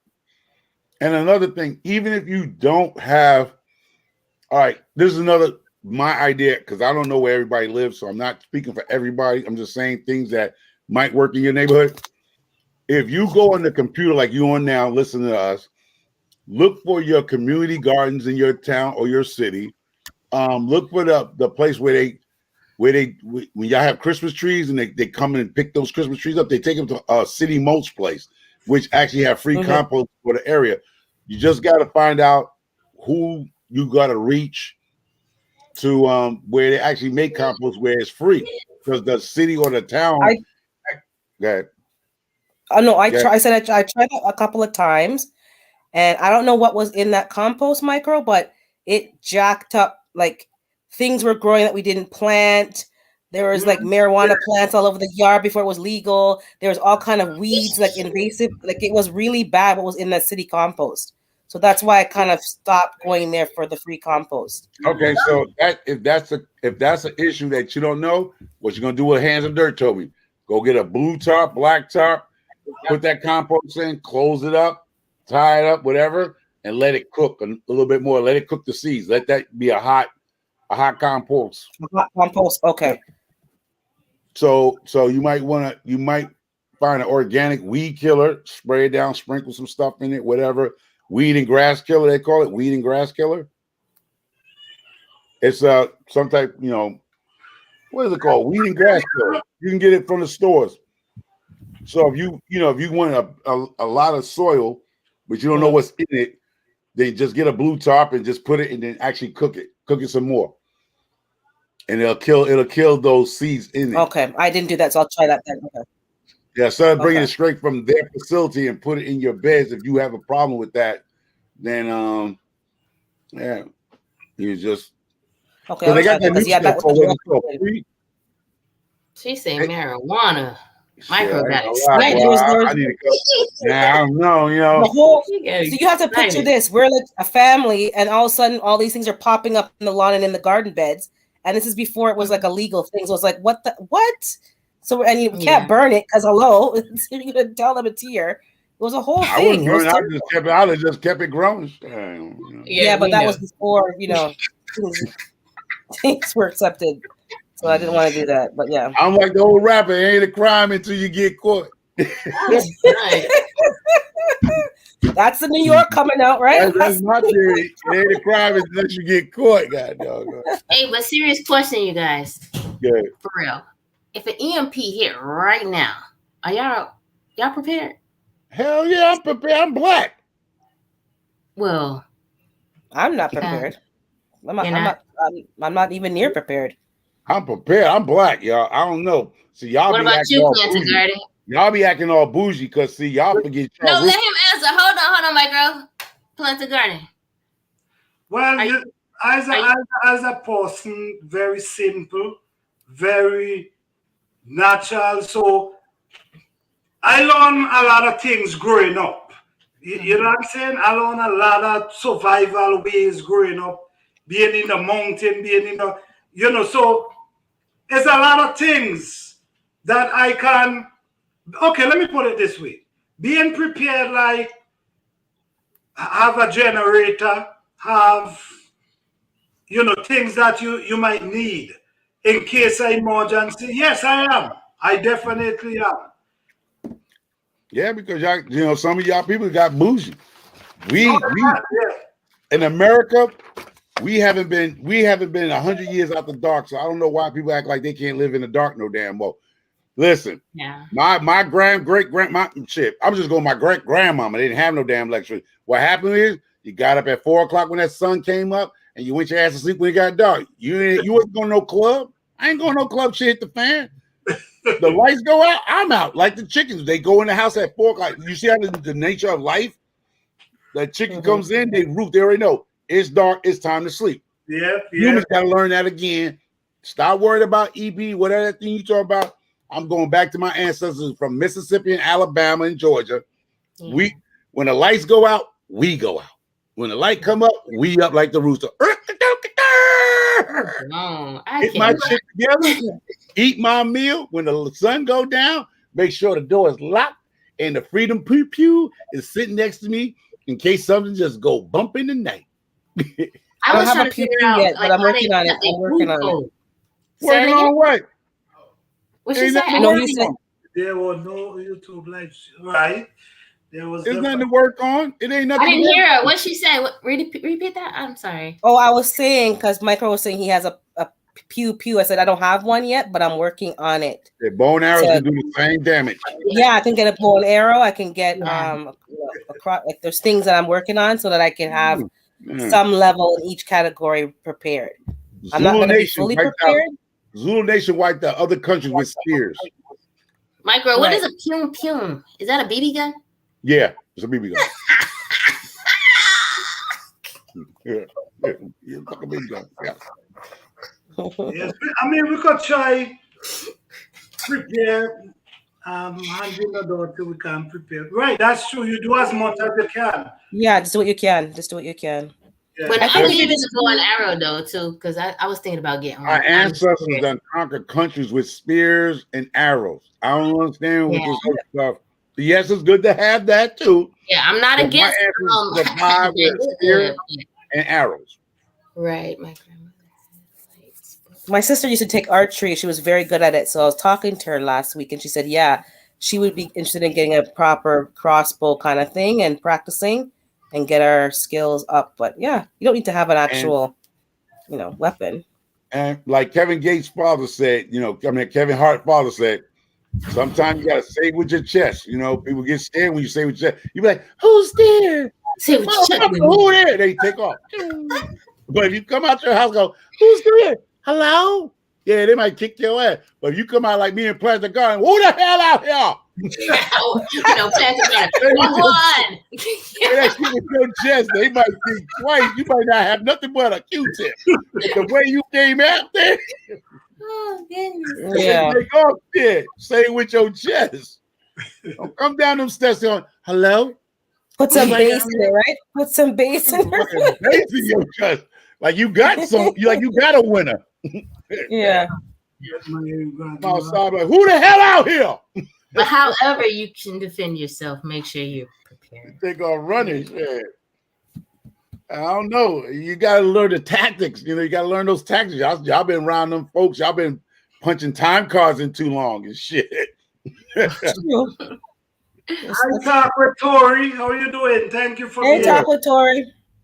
Hey, Doug Tori, yeah, you just gotta sometimes say it with your chest. You can get out of a couple of fights at the parking lot. You say it with your chest. You're like, "I'm so sorry, sir. I'm so sorry. I didn't see you." He want to hit you in your mouth. Like, "Nigga, you ain't see me, nigga." He's like, "Oh shit, get in the car, baby. Get in the car." Yeah. I done broke up a lot of fights in the world. Like, just say it with my chest. Like, "Nigga, what you talking to like that?" What Tammy said? What Tammy said in the chat? What Tommy said. Oh, Right. Tammy. No, Oh, Tammy. Like, but they stay on long enough for bath. Then it was bedtime. 1 hour. Yeah. Yeah, that's how it used to be. Yeah. yeah, but I don't keep no lights in my house. I don't keep no lights in my house. I ain't gonna lie. I learned, me and my family learned our house like we blind. Yeah. Because I mean, because you to see yellow. me. I don't want enough. to see, because I don't want nobody be able to see me come out my room with my stuff. So everything is pitch dark. I'm the same way. Pitch you mean? black. Come I on, know, you I know You what ain't stuff gonna is. see my big silhouette coming out my bedroom with a No, shadow of my no. shit. I'm gonna be dark. You don't know my house. I know my house. I can walk through that bitch blind. I know exactly where everything's at, how far it is. So you come in my house and break it, you got to cut a light on because you don't know this motherfucker. I do. Yep. So everything we pitch dark up in here, like the Addams family. Like we some. Yep. You'll think Count Dracula live in this mother skunker. You come up in here in the middle of the night. It's pitch dark. Mhm. You better bring your own flashlight. You're gonna rob my ass. Bring your own flashlight. Well, I don't recommend nobody try to rob me, but we don't be dark. I promise you. My kids like the lights on, and I be like, all right, we can have them on. But I am gonna tell you, one out of many sleep right next to me. That's all I'm gonna say. You know what I mean? One out of many. And don't, hey, if you can't afford a dog, get you an alley cat because the alley cat will tear up some butts too. I seen some cats that jump on people that come in the house too. Don't sleep on cats. Cats we got a Labrador. See, that's one thing we got in common. We both got a set of twins, and we both got a Labrador. Yeah. Oh, she gonna get you before I get you. You know. So, but I see if you don't like dogs, there's some cats. I kid you not. I have seen cats that a lot like somebody's in the house. They'll go. How cats do it? They go. I'm gone. Yo, cats growl too. Don't think cats don't growl. They don't do that meow shit. Cats, when they don't like somebody, they go. It sounds like a damn motorbike. Yo, cats do a low growl. Is I'm lying? Anybody own a cat in this darn place? I had a cat. They got a growl. They can be very vicious. They're very. Oh, you vicious. have a cat? My sister. Yeah, she died now, but yeah. You come in that house, the only thing you're gonna hear that cat go. It's like and they're stealth. They're very stealth. Yeah. I think I don't like cats because I'm scared of cats.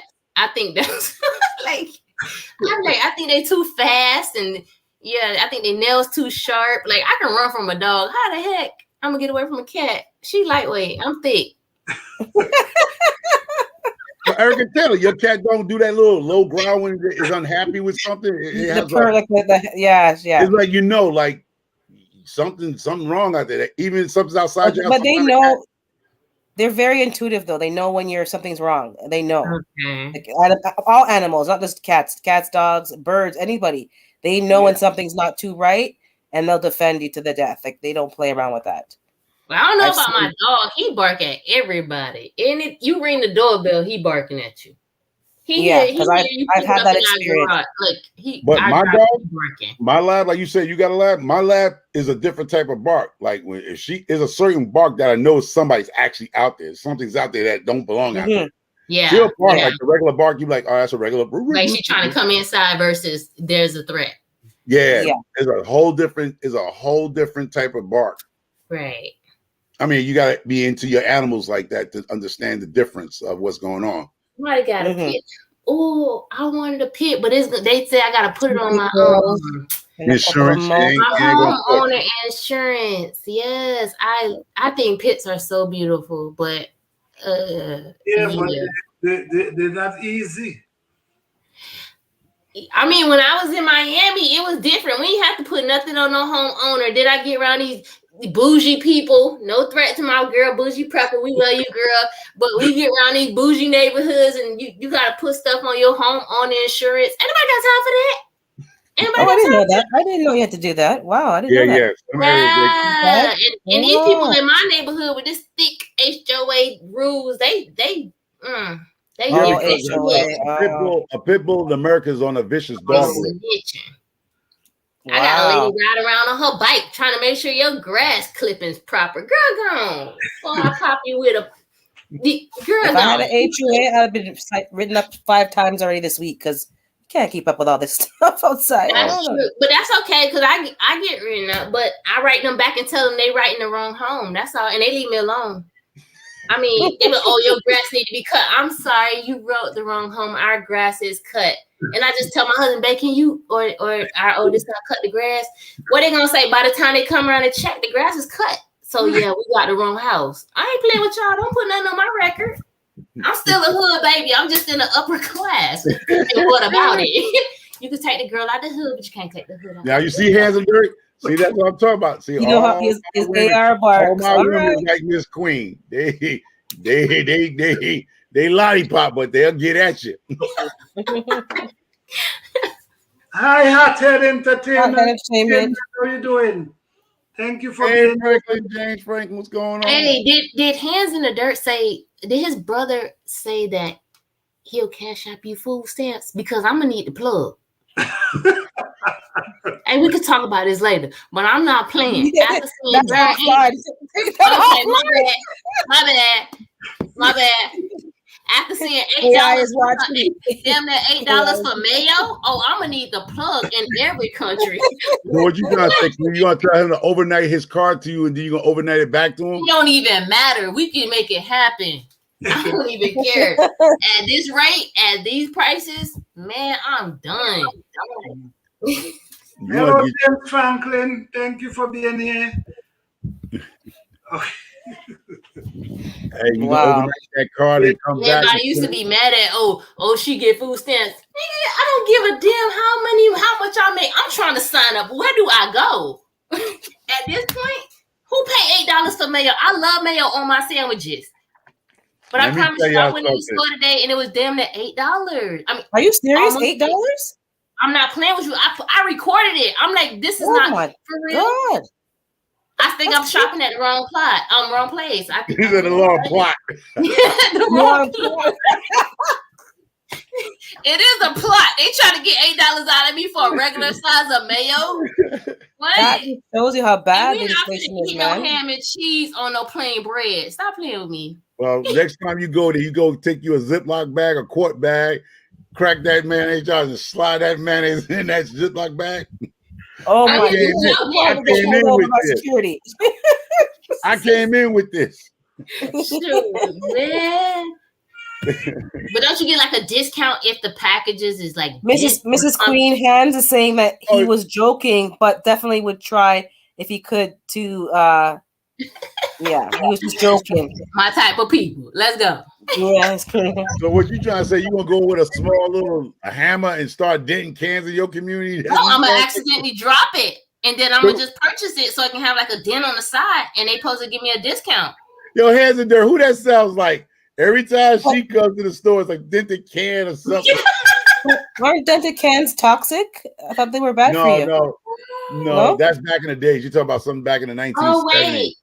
It could have. I saw that video, Miss Queen. It was ridiculous. The cans back in America back in the days were made out of tin, and they had a coating. But now that's been eliminated in America. They no longer have tin inside the can. So back in the days, if the can was dented, the lead that they used with the tin and stuff, poisonous. But they don't. There's no longer, a threat to us dented cans no more. They sell dented cans at a discount price. But it's not poison. Back in the days in the 70s. Tammy said you can make your own mayo. Oh yeah, with eggs. Yeah. But damn eggs about $7 a damn dozen. So come on, somebody. And I think you put some vinegar on it or something just to but yeah, it's eggs. It's just whipped up egg. But eggs about $7. It's about $7 for 12. Now you got mayonnaise, but now you ain't got no eggs. So now you just gonna have a mayonnaise sandwich? You go to your house because you got 25 hands. Thank you. Y'all better use little cluck clucks. Y'all gonna get your hands off my chickens. Hey, cluck cluck.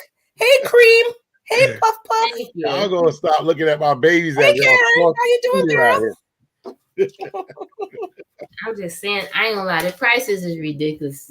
But the eggs ridiculous. The eggs are right now. The eggs up here are going for about $6 a dozen. That's the cheap eggs. Yeah. So what are we gonna do now for real? Like on a serious note, if it's so expensive for people to live and we can't afford basic necessities, back to the topic. Like I just told you, I got 73 acres with deers, raccoons. No, you're set, but in general. And I told y'all, look at the resources around you. I mean, you have to start looking around the resources. If you don't live near what's his address? It's very unlikely somebody don't live near some type of wood or forest. No, you're right. I do. And I can go drive by and check it out tomorrow and see what's in there. And if that all fails, start looking at the fattest neighbor next to you and just take him out. He at least get you a month worth of food. Wait, what? The fat people don't eat healthy. Fat people eat junk. Well, I can't say that's not true. But hey, y'all better learn from Jeffrey Dahmer and the rest of those guys. What's wrong with y'all? You just say fat people don't eat healthy. Micro look great, and he eat eggs all day, right, Micro? I don't eat eggs. Micro doesn't eat eggs or what he grows. He said that publicly. He doesn't eat none of that stuff. Yeah, none of that stuff. Y'all think I'm playing? Low key, high key. I was doing so much in that moment. Real talk, y'all. Y'all be thinking, and y'all just say, here, I ain't gonna be playing. I look at my neighbors. I look at the vegetarians and juices like Planta Garden. Yeah. I know he got healthy meat cells. He's gonna be on the platter. If I can't get nothing else to eat, Planta Garden's on the menu for next week. Yo, so you eat Planta Garden before you eat puff puff? No. Yeah, you eat Karen? Hey, when you hungry, you eat chitlins. All right. if people eat chitlins, Get your AK-7 ready. Get you something ready for Hey, humans, no, seriously. I know y'all going ill because y'all can He's trying actually to say the man tastes like Aki and sawfish. right down plain mackerel. What? I mean, that don't sound bad, but I'm not doing that. Wow. But you know what? Seriously, you're right though, Homer. You're right, because people are gonna go through desperation. That ain't no joke. Like, I may not be that desperate, but seriously, y'all, I know it sounds disgusting, but humans are edible. We can eat each other. No, we can like hands in the dirt. Say, go fishing, go fish. Yeah, go hunting. No, do something. I'm not eating go no human. fishing. She might smell like fish if the water flies, so she might smell like fish. I'm done. This is why you Micro. Where are you going? Where are you going about fishing? You're banned from all such topics. You're banned. She might smell like fish when I go. So she's like, "Where you went? I went fishing." She smelled just like fish. That explains why he got penny liners under his arm. I'm not. No. She might smell like fish when I go get her. But I know Michael has like 73 acres. He's fine, but I don't have no backup plan. So I know. Honestly, it's getting. Well, we're not gonna let you fail. No, ma'am. It's getting to that place. We really got to. No, it's getting serious, man. Because I'm saying this because it's not just food is rising. Everything is rising. Material is rising. Gas is rising, and the salary remains the same. How are people gonna? You got to come with a plan now. We got to come with a backup plan. A plan. How? You got to start focus on how and what we're gonna do, because it's not. I don't think it's getting any easier right now. I think it's going to a place where it's gonna be meant. You see, like how we have slavery, physical slavery, then it come to mental. It goes to another level of mental slavery. People gonna listen to me. This is not for benefit. This is for break we down. So we just got to be more aware and be more conscious. Try to be fighting chance. I always say give yourself a fighting chance, because if it really did come down to it, and if it really came down to it, and I'm being on some real talk right now, some real stuff, y'all. I don't care what country you're in right now. If things really hit this earth the way people feel it's gonna, even in this country, if we don't get back to some type of normalcy within, if that type of stuff happened, we all done anyway, because it's just a matter of time. We all gonna starve out, take each other out. It'll be just a handful of people left here after a year or two in what you want to call apocalypse. It's gonna be seriously. You can have all the seeds you want, whatever, but there's gonna be people here who's gonna take your life just to eat for a week or a day, and they don't know what to do with those seeds that's in your garden or in your cupboard. They just come to take what they can eat today and be starving tomorrow because they don't know how to grow a garden. They don't know. So, and on top of that, like I said, if the world don't get back together within 24 months, chances are 80% of us is going to go due to we don't have medication for high blood pressure, diabetes, asthma. I mean, a lot of us in America are on some type of meds. Yeah, that's true. That's true. Let me finish. A lot of us is on some meds. We on psychedelic meds where it's keeping our head together. The only reason why you're talking normal because you're on meds. When you're off the meds, you on another schizophrenic world. So a lot of things, antidepressants. So when you can't get those medicines, a lot of us is just going to go from illness. A lot of elements we have, we're going to disappear off that, from high blood pressure, diabetes, the people that have cancer that can't get their chemotherapy, the women who can't get their blood transfusion, the dialysis machines are gone. So a lot of us is going to just go off the rip on that. Just say in 18 months, those people are gone. The stronger ones, the other people are going to take them out with the pews to eat take what they have. So a lot of us are going to be done with the violence that's going to come behind that. I ain't gonna lie, ain't gonna be about 10% of us left. Well, so you killed everybody, but you added yourself in that 10%. I see you. Nevertheless. No, I didn't put myself in that 10%. I'm just saying, I mean, I'm being serious and realistic about it because a lot of us who's sitting in this chat room now is taking meds. You're taking some sort of meds. And if you cannot get those meds, you're done. Because not really. CVS. I believe if you like, okay, go all the way back. Like back then, they didn't have all this medication. They used natural herbs.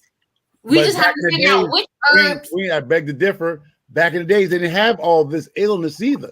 They didn't have high blood pressure and diabetes because they ate from the land. See, so go back in the days and go back to the herbs, and then maybe 10%, and then it'll subtract all that other weirdness that you got going on because you're going back to the beginning. You're 100%, and that's that 10% that's gonna be left there. We're gonna go back to the beginning. That 10%, but the 80% is going back to the dirt as compost for the 10% to rebuild. I'm telling you, reality. Outside my door. It's reality, y'all. But I ain't mad because, like, I'm not saying we living to die, but I mean, I believe we do have to go. But my thing is, I'm not afraid to go. I'm afraid to die and go to hell, but I'm not afraid to die. But that's your problem. I don't think it's no hell. I really don't. I don't believe in hell. We ain't on here for that because this ain't my show. This Plant a Garden. Okay. It's his rules, his way. But I'm just saying, I ain't afraid to go. I just don't want to go and go to hell. I ain't going to hell because you know why I ain't going to hell? Just one thing. That's one thing I'm going to say. The reason why I know I'm not going to hell because my God is a forgiving God. That's it. I'm done. Good night. Just make sure you ask for forgiveness in time. Nevertheless, I already know he said he got a mansion set up for me, and I believe that, and I ain't got no light bill or no mortgage to have to worry about. Plant a Garden. What's the topic, boo? What are we talking about? Well, the topic is basically food shortage and and what's going on and how a lot of people today is really not everybody might be meeting it hard, but a lot of people really meeting it tough, I will say, because for what happened in the last 2 years, a lot of people's life has changed, even though their livelihood, their jobs, because a lot of people depend on their jobs as their livelihood. The job that they go to, that's their livelihood. That's how they eat. That's how they pay for their home. That's how they pay for the car. And by losing that job, everything fall apart. And I know people today who is going through that. Yeah, you know what I'm saying? And everything else instead of it's devastated with people going through today. And we mightn't be hearing a lot, but a lot of people taking their life. Not everybody. I mean, we could grind and survive. Not everybody could grind and survive. Some people, from the time they hit, that pressure hit, they're ready to take their life. They cannot deal with that kind of pressure and that kind of force. So they're ready to take their life. And, it's a lot of people going through, a lot of people's life has changed rapidly. People become homeless from what's going on. From nice job, nice home, nice car, become homeless. Yep. So it's really serious. And then when I look at what's going on, we hear about food shortage. But at the same time, food prices is rising ridiculously. Gas, home, material, everything. And it's not just in America. It's everywhere. This is not just a hit in America. This is a wall something. This is the wall feeling this. And like you say, if America feeling it, everywhere is feeling it. You know what I'm saying? But what I'm saying is, especially the islands, the islands them that have all these foods that wasting on the ground, and they got to start to do more better with that. And the young generation has transformed. They don't want to plant food. So they spoil. Yeah, they don't want to plant food. They rather you send it in a can for them. And all they do, open the can and do what they got to do and eat it. They have the natural food with rich soil and don't want it. So there's a lot of things going on today, and it's devastating. You know what I'm saying? And I just want to know why there's a food shortage and there's so much land, not even for the people, but farmers. But you know, America is known to be like spoiled. Everybody, all the other countries say that we're very spoiled, that America is spoiled because, like, if you meet, like, no shade, like, don't come for me. This ain't my show, but don't come for me. If you're smart, don't come for me. But if you notice, like, people like from other places, other countries, they come with skills that like make people look like, dang, they know how to grow, they know how to sow, they know how to do this, they know how to do that. But most people over here, we just so used to people doing it for us. And that's why we have the land, but we don't have the food because we always had somebody to do it for us. So Can I say something? I gotta go for a minute. I gotta go.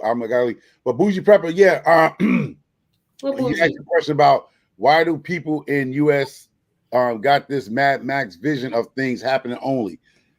It happened. We was on the verge of that. It was called the Depression, the Great Depression. I mean, I know you should go back and check it out. Shit, we was almost there when the Great Depression hit America. So if you go back and look at that footage, people was just wandering around the streets and trying to find where food was at. That happened in America already. It didn't go to Mad Max thing. I understand the Mad Max is a little there, but shit, we was on the edge of the Mad Max theory. I ain't gonna lie. If you go back and look at the Great Depression, the world was hurting in America. It took them to start developing situations to turn this country around. But the Great Depression, people eating cow hearts and all kind of nonsense. So it happened here in America already. It's not nothing new to America. It happened here. Can I also mention something? Oh, sorry. Good. Planter was mentioning about commercial farming, like why is there a food shortage? But I'm just looking at all the different things that have happened in the last 2 years. So fuel is very expensive, and all the farming is machinery, right? It's not manual people picking cotton like way back in the day. Like there's machineries plowing the land, planting the seeds, digging up the harvest. If they can't afford the fuel for the machinery or to repair the machinery because the parts are no longer available because of what's happening overseas, how can they, continue at the high production of food growing? And if it's not advantageous for them to grow food because they're not going to get the proper market value, what's the point of them? Like there's layers to this thing. Fertilizer is not going to be available next season because of what's happening in the war right now, and we don't have our own source of fertilizer as a commercial growing, not backyard farmers, commercial growing. Right. So believe it or not, more people to feed now than back in the days. Yeah, more people to feed. So it's cheaper for a commercial farmer to not bother do anything, let the land rest for a season, than to grow and be out of pocket because they're not going to get subsidy from the government any longer. I understand what you're saying, and you're right. You're right, but what I'm saying is, in order for food not to go short, for we not to go through food shortage, because there's lands, there's everything. There's people in place got to do things different, but they're not doing it. Because to me, it's like this thing designed to take the stone. And I agree with you. Exactly. This is a master design. Yeah. I believe it's designed to take this kind of turn because there's no way these farmers, because they're funds, they could give this a portion of money to continue do what they're doing. But because it's like a trend, it must happen this way. I guess that's why we're going through this study. But I'm gonna go with Bougie Prepper, and I gotta go. Bougie Prepper, you're saying some good points. It's a plan, but I believe in the next probably 20 to 25 years from now, our main source of food will be fish. You might be like back in the days, a little back, chicken was like, man, you had chicken and you was awesome. I believe, hey, what's up, girl? Oh, she had the Yeah, camera. Oh, she got it anyway. again. Yeah, you saw that light high yellow. But anyway, Bougie, you're right. It's a planned situation, but there's never be a shortage on this world of food. It's just that Never. I agree, never. It's more ocean and water on this planet than land. So in that ocean that God provided for this world here, there's a lot of food. You might not be eating no pork sandwiches and no steak sandwich, but there will probably be I would say a fish. Our main human consumption will probably be fish. We'll be getting away from lamb, sheep, and cattle, and we'll probably be more likely eating fish to be a main diet source for the world. If it's like you said, if it's planned to do something, you're gonna have to get that fishing pole, and the ocean is full of life. What did Hands in the Dirt say? I don't know what he said. What did he say? Go back. Go back. Yeah, I lost it there. Hold on. Yeah, but see, they can plan that, but they can't stop God's. So the Great Depression, most blacks were already living at the depression levels. That's what Hands in the Dirt's saying. And then he also said, did you know that they throw away tons of cauliflower because the heads are turned yellow by the sun and people want white cauliflower? Yeah, that's what I'm saying. And I think, Bougie, you said that there's subsidies for the farmers. Mm-hmm. There are, but it's not a rich industry. These farmers don't go making lots of money. If they have a one bad season, you're making it up for 2 seasons to come. It's a very tight threshold for profit margins. I have people in my family who are farmers, and it's a very tight threshold. So all those subsidies that you think, oh, I'm getting subsidies, that's quickly gone. One heavy rainfall, lightning storm, a drought, any little thing or a bad market, that's it. Hey, like I said, the ocean is more water mass than land mass. And like I said, more likely, like she said, it's true. It might be like I said, with the cauliflower, pork, cattle. Yeah, they might purposely make a food shortage on that.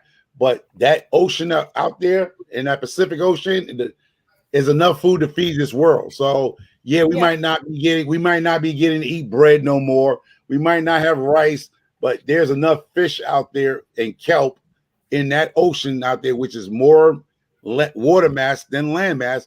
We'll probably go to eating fish. It'll become the human's main diet.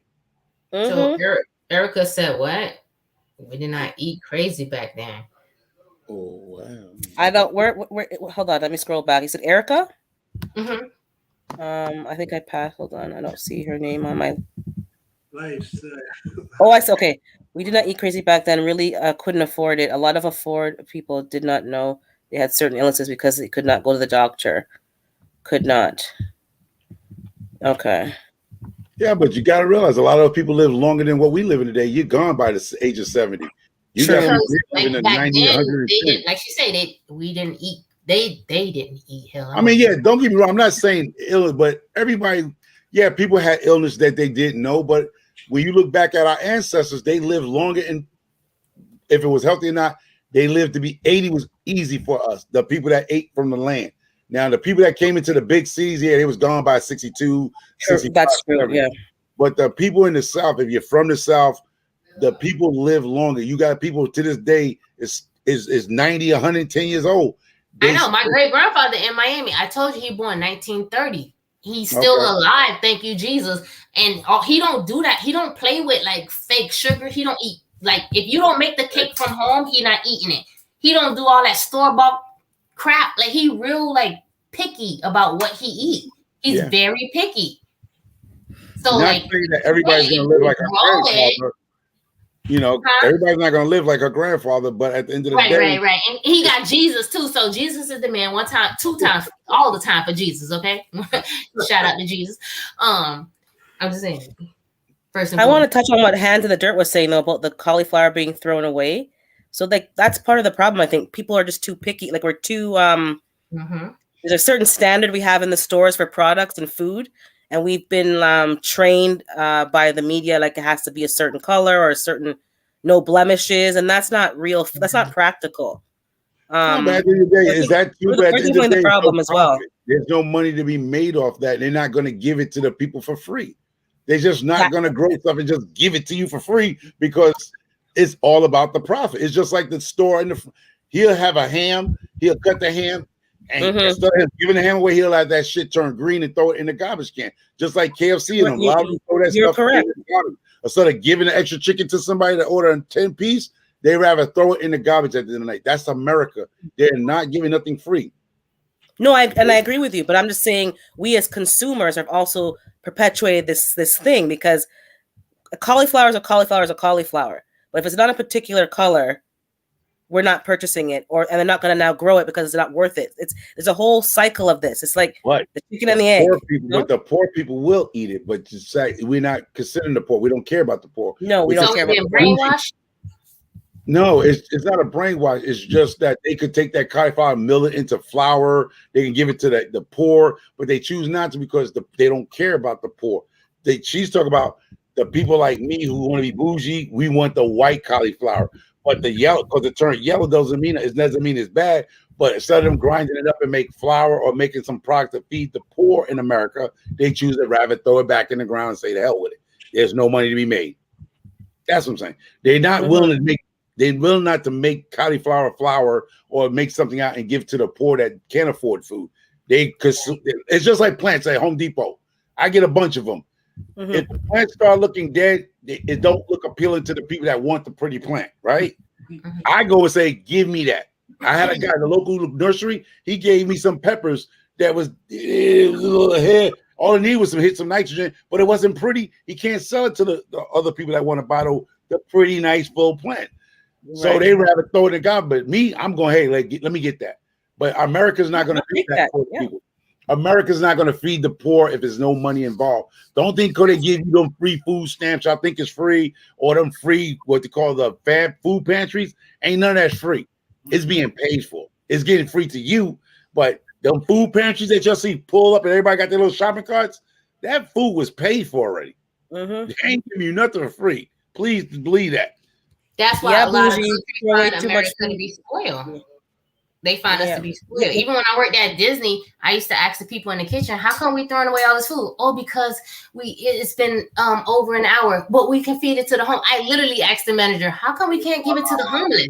He said, because we just can't. We have rules and regulations. He said, but I love your heart. But I'm like, yeah, but we throw all this food in the trash. The homeless man, they don't give a damn because it's an hour expired, according to you. You just cooked it 3 hours ago.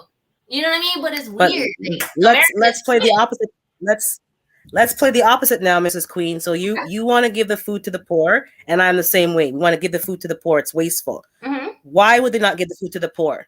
Because I think Americans are known to sue and lawsuit for any little thing.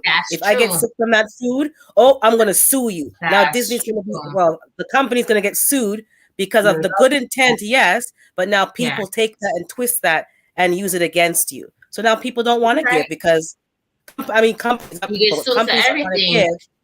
Because it's a double sword. It's a double sword. It's very dangerous. Hey, listen. If you eating out the garbage can, I don't think you're worried about damn food poison from. Well, you know what? Anyway. No. I hear you saying micro. I've seen guys. If I give micro food, drink. A man had drink out of a cup, put it in the garbage, and I've seen homeless people go right in that garbage can and pick that soda bottle and drink straight out of it. You didn't care if the guy had herpes or scabby or whatever. The food, you take a bite out, they throw it. The homeless guy go in there.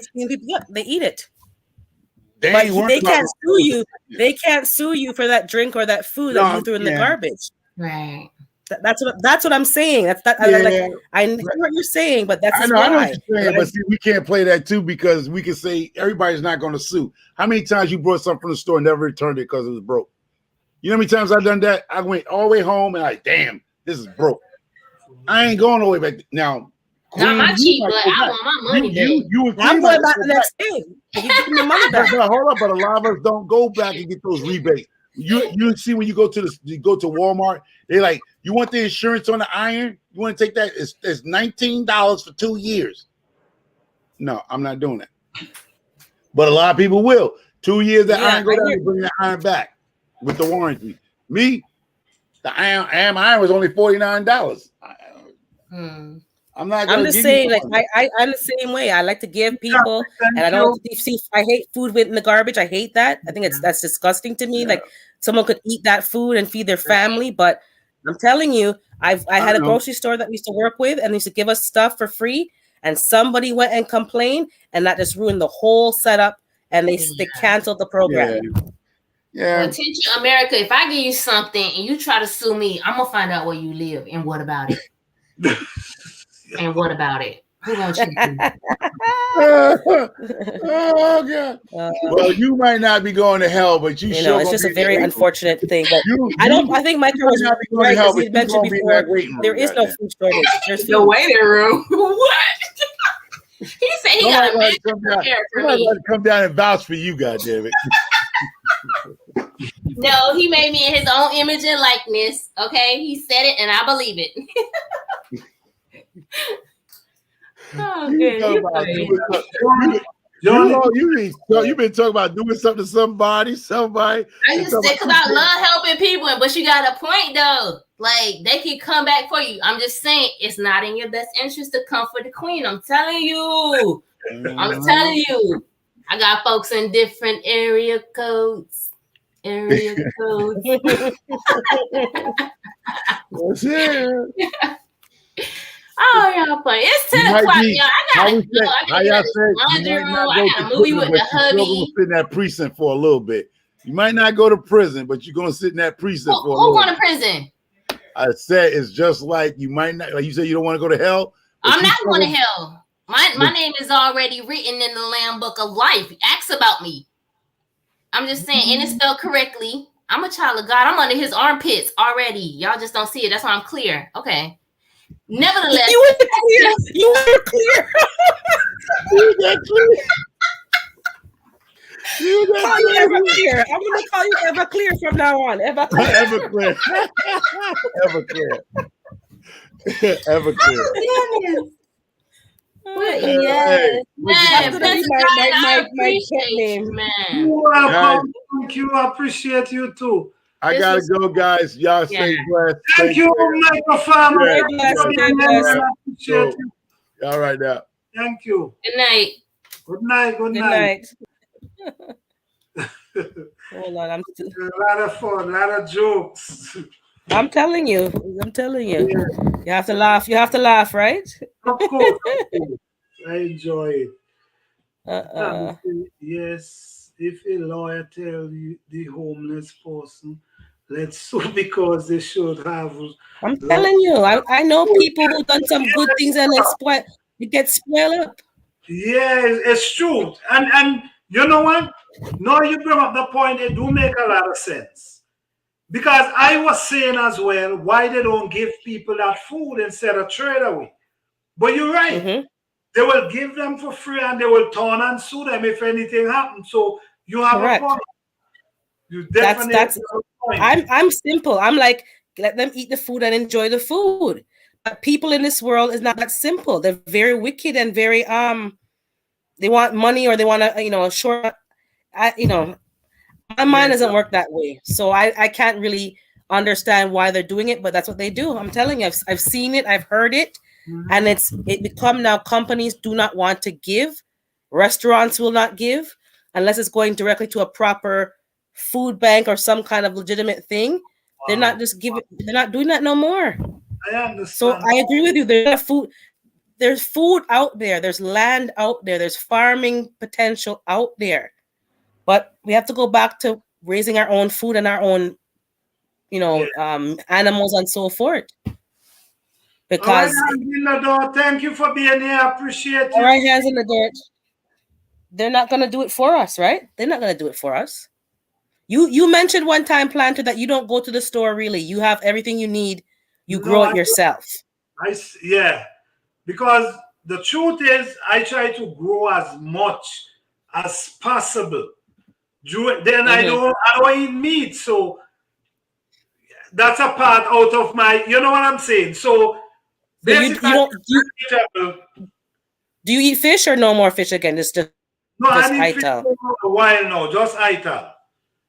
Okay, okay. So yes. Vegetables, herbs, out the garden. So and your beans and legumes and all them kind of stuff. Okay. Exactly. So I really don't. Permaculture. So for you now, Do you drink like what do you eat in a day? Just like for today, for example, what did you eat today? Well, today I eat some spinach and Mm-hmm. I roast some potato today, some sweet potato and spinach and a coconut water. That's what So I that eat. was you eat one meal a day, or you Eh? eat? Well, that's what I eat today. I roast potato. That was my So do you meal eat for one meal a morning. day? Spinach. No, Okay. twice. And then in the morning, I drink a hot cup of tea. A hot cup of tea in the morning. Then sometime I might Okay. eat an orange or, but I just take it from there. I try not to go too heavy with the food. Then I always plant a lot of potato, a lot of edibles, a lot of different food during the year. Some of them I try to freeze some of them that they could last a little longer. So it basically keep me away from going Okay. to the store. Because the same thing the store doing. They're freezing them too. So you could freeze yours as well. That's what I come to realize. It's not fresh. It's not fresh. Like the carrots and the beets and all them something. It's not fresh. Exactly. It's the same beets from No, last January, February exactly. in the cold storage. Okay. And hi Dan, how you doing? So Thanks for being here. you now and you don't drink. Yeah, man. Thanks for being. So you don't drink pop and all them processed stuff. You just drink like coconut water, and like tea Right, or like I your could own homemade. yes, I can make porridge, but what I make porridge with is edibles and potato. You got me?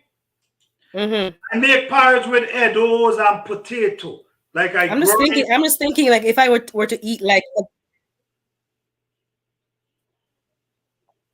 yeah, I've had porridge that way and it tastes very nice. It's very filling. Yeah.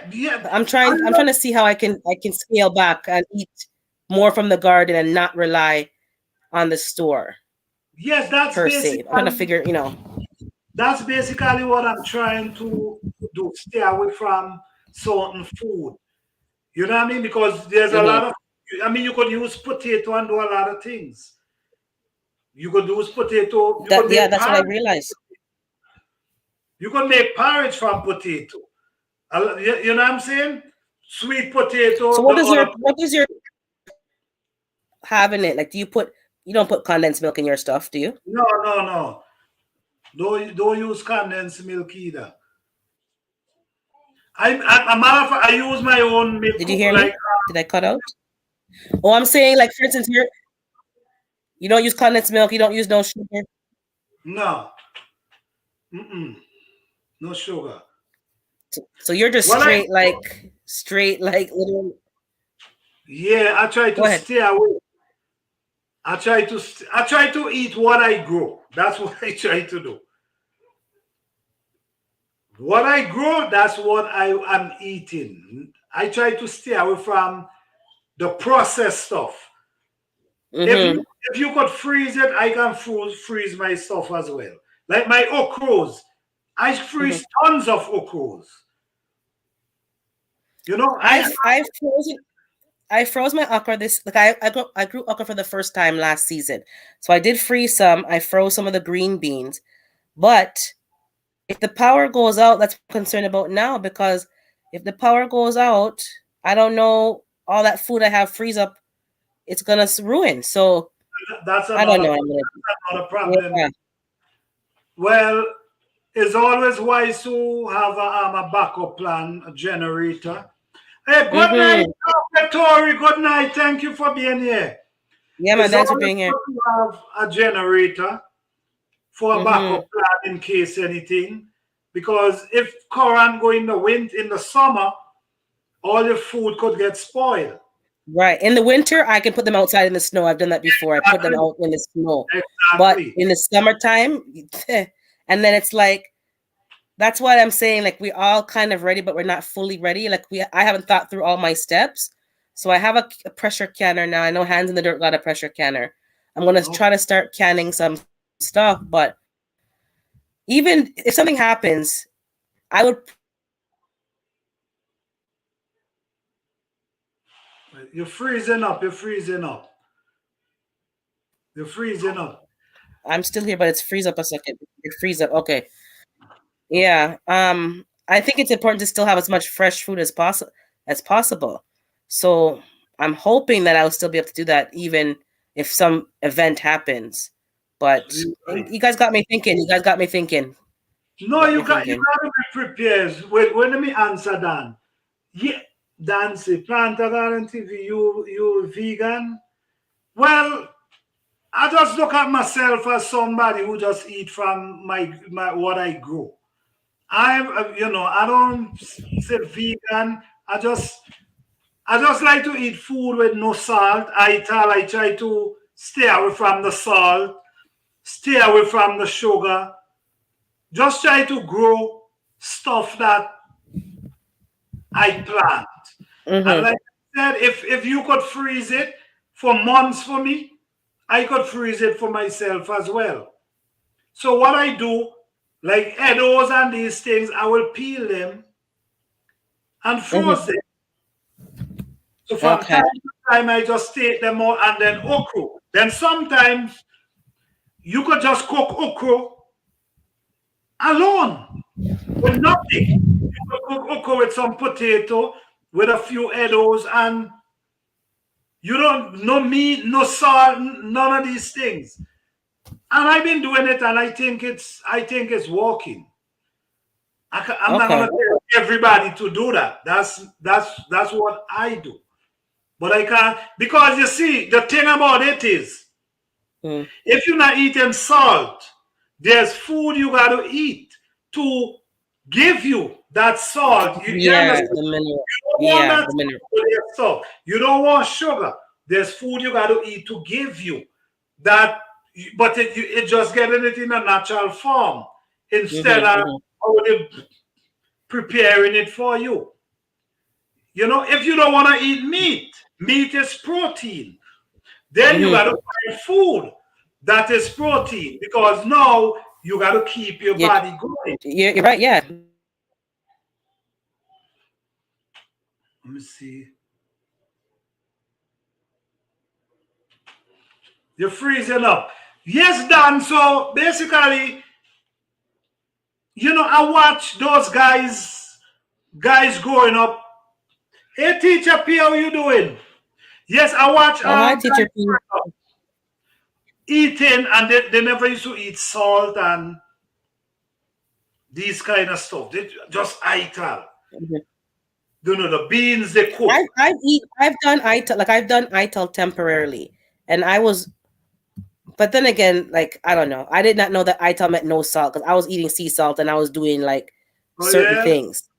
But to me, I don't know. I don't have a problem with salt. I don't do table salt, but a natural Himalayan pink salt, I don't see nothing wrong with that. And then I know ITIL have different meanings for different people. Like I do honey, but then they don't do honey. But I don't know. I have my own opinion, but I did Well, honey, but them saying I'm supposed to do no honey. well, you see, that's the thing. Everybody have their own way, and you doing it that way doesn't mean you're doing it wrong. Mm-hmm. You know what I'm saying? That's your way. I doing it my way doesn't mean it wrong. It's just my way. So I'm Your not way, gonna yeah. So, what to but add I to your. tried it and I liked it. I liked the ital, like just straight, like I had the curry chickpeas and I had like coconut curry and your beans and your rice, the brown bulgur, like the brown rice and the Hmm. grains. I did you do your jackfruit, make it jackfruit taste like meat, or you do your bread, and I liked it. I actually prefer a lot of that more than eating meat every day. I don't want to eat meat every day. I Yeah, try to keep it to maybe just one day a week right. because I don't think it's necessary. I don't think you need. I think we overconsume a lot of things, and that's also part of the problem. Because when you take a stock of what they did back in the day, they weren't eating such a high abundance of meat and a high abundance of this processed stuff. It was meat was like once a day or once every couple of days. It wasn't meat. You ate ground provisions. You ate your boiled banana, like stuff like that. And I actually feel better when I eat like that. So I'm kind of moving towards that. Hi, it's Urban Gardening Teacher P. Hi. And James is asking me when am I getting my quail? Mhm. I am in the works of getting it. Like I was on chickens and I'm still on the chicken thing. But then I'm seeing some people mention quail is smaller, they're easier to deal with, and I'm seeing some people selling their quail in their cages. So I'm in the middle. It's gonna happen soon, but I'm just kind of in the middle right now. Um, I haven't eaten meat in 5 years. Oh, okay. I didn't know you're a vegan. Okay, okay. I'm more than you, Yeah, but it's a good. I know you're feeling good, Dan. Because let me just say yeah. this. I'm not telling nobody not to eat meat because meat give you, we call it. It gives you Enzymes and protein. Yeah, it gives you right. some. It Yeah, helps you. But the thing is, if you're not eating meat, there's things you got to be eating. There's herbs. There's food you got to be eating to replace what the meat can correct. give. You know what I'm Hmm. saying? So by me not eating meat for so long, the next thing again, meat. We eat meat. People eat meat every day. They want the big That's what I'm steak. saying. They want this. Morning, noon, and night. But the beef, the meat stay like a week in your stomach. Could you imagine a week Hmm. up in your That's real. stomach? What could happen? So these are things we have to be aware of as well about eating meat. So if you want to eat meat, you could eat meat, but try not to do it on an everyday basis. That's where I'm at now. Like I'm on once a week. Once a week is more than enough for me. And to be honest, you don't need like we've been trained, we've been socialized, meat, meat, meat. And you look at people that have sausage for breakfast, then they have meat for lunch, then they have nuggets for snack, then they have another meat for dinner. You don't feel like your body stink. You don't feel like your body just stinky. Like I can't explain it. It just make me feel disgusting. Like your breath, everything's just gonna smell on you. It's like, why are you eating meat all the Yes, time? I use different salt for Salts different. for different things. Okay, guys, don't get me wrong. Hmm. Salt. I'm not You telling can, nobody not to eat their yeah, salt. yeah, yeah. You're saying you don't use I'm salt. You just don't use it, but it doesn't kind mean, of yeah. staying away from it because I grew up around people who Rasta people who Hmm. never they never used to eat salt and meat and these things, and these guys live for long age, Oh, strong. healthy. They're very healthy. You know what I'm saying? So Yep. I'm just trying to live a different life because a lot of these food create a lot of things. I And don't I'm think you're discording anybody, but I think for you and for me, as you age, you have to change your diet to match where your body is right, at the current time. right. And me eating meat 3 times a day at my current age, it not really it's not beneficial. It's you have hereditary things. It's not, you don't need it. If I was eating meat that we were growing, I may eat more meat, but because it's from the store and I know what's in it, no, no. Because back home, I could eat meat very frequently and it did not taste and did not do me the way it's doing me here. Okay, It's okay. not the same. Yeah. Mm-hmm. Make And sure you eat iodized salt or something else with iodine in it. I'm doing the sea moss. I think sea moss has iodine in it, right? The sea moss? yeah, I think so. I think Simos have Yeah, I'm iodine. doing the sea moss, Tammy. I think that gives me the iod. Oh, hey, David Corey with crop. Scrolling up. Salt and salt. Teacher P, do you know how to cure meats? Oh, she's talking. He's talking to Teacher P. What's good, Oh, family? Okay, da, da, da. Um, teacher, I I think. Oh, I push it think out. salt and spices can be used to cure the meat. I've never done it though. Okay, and then People use okay, it to do that. Yes, people do. Use because in times mhm. gone by, remember they didn't have fridge and stuff. So people used to Right. use salt and salt the meat, real salt the meat, just like how they do salt fish. And sometimes they Mhm. used to. Hey, urban girl. So yes, I know people Yeah. used to do that. Wait. Hi David Corey, how you doing? If I Mhm. miss anybody, you guys, I'm sorry. How you guys doing? I'm trying to keep up with the chat. How you guys Yes. doing? How everybody doing? Oh man, Okay, God and lifestyle, how you doing? Thank mhm. you, thank you for being here. Thank you guys. Thanks each and every one of you for being here. Yeah, man. We've salted our beef before. We did some salt beef and we made some nice soup with it. But yeah, you don't have to have a fridge or a freezer. You can use, you can cure it, you can pickle it. There's a lot of ways that you can preserve your food. That's all But it some is. of us don't know because we just out of touch with the old time ways. Yeah, that is I true. know. Because I remember growing up, Hmm. like if my mother and them kill a pig or whatever, they will salt it. They used to call it corn pork. They will Yeah, salt that's it it. and put it in Yeah, the yeah, sun for yeah. a few days and let it sun and the And sun and the dry sun. it. Yeah. Yes, they used to call a corn pork. So you definitely could cure it with salt. Hmm. And then you would only have a small piece. You wouldn't have no big thing of pork. Like it was like, like a small piece. It was Yeah, not over. yeah, And not yeah, too. smoke. They were saying they use a smokehouse. Yeah, they used to smoke the meat too and Yeah, cure it. So there's ways to do things, but you have to do what's right for your own body, and you can't keep doing what you're doing when you're 20. You have to kind of change because your body's changing, right? yeah, And I you agree. don't want to. I definitely agree with that because the older you get, your stuff, your organs and whatever start working slower. It's not processing like how it used to. So you got to make Right. it easier for them, not harder. You got to make them easier because the more they work, is the worse for you.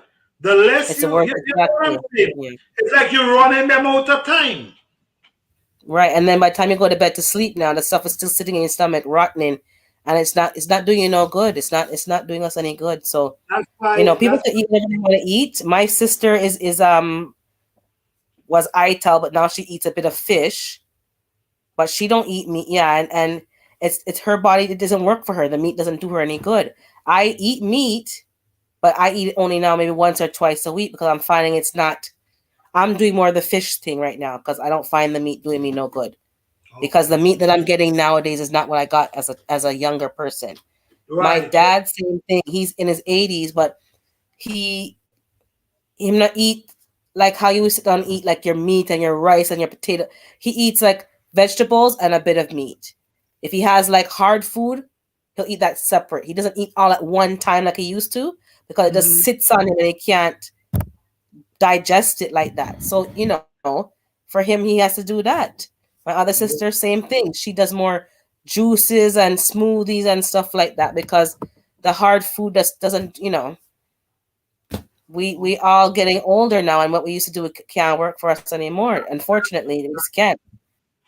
So I With eat more food, raw vegetables and steamed vegetables right now because I find I feel a lot more energized and better when I eat that stuff I that I agree. grow myself. With David Corey, what you say if I ever cook in the ground? What you mean Like in the like ground? Of like when they course, man. jerk. Me never cooking Of at the ground in my life. I see them do it, but I haven't done it. man. Yeah, I don't. I have not. No, but I've heard of it, especially during when people were running on the underground. They would cook under in the ground in a dig a hole and cover it Yep. up. Yep. But I haven't tried it. But I've tried like the banana leaf kind of thing. The leaf, Mm-hmm. it rots in our gut. Yeah, David. Yeah, exactly. And then Dan saying meat can take up to 2 days to fully digest.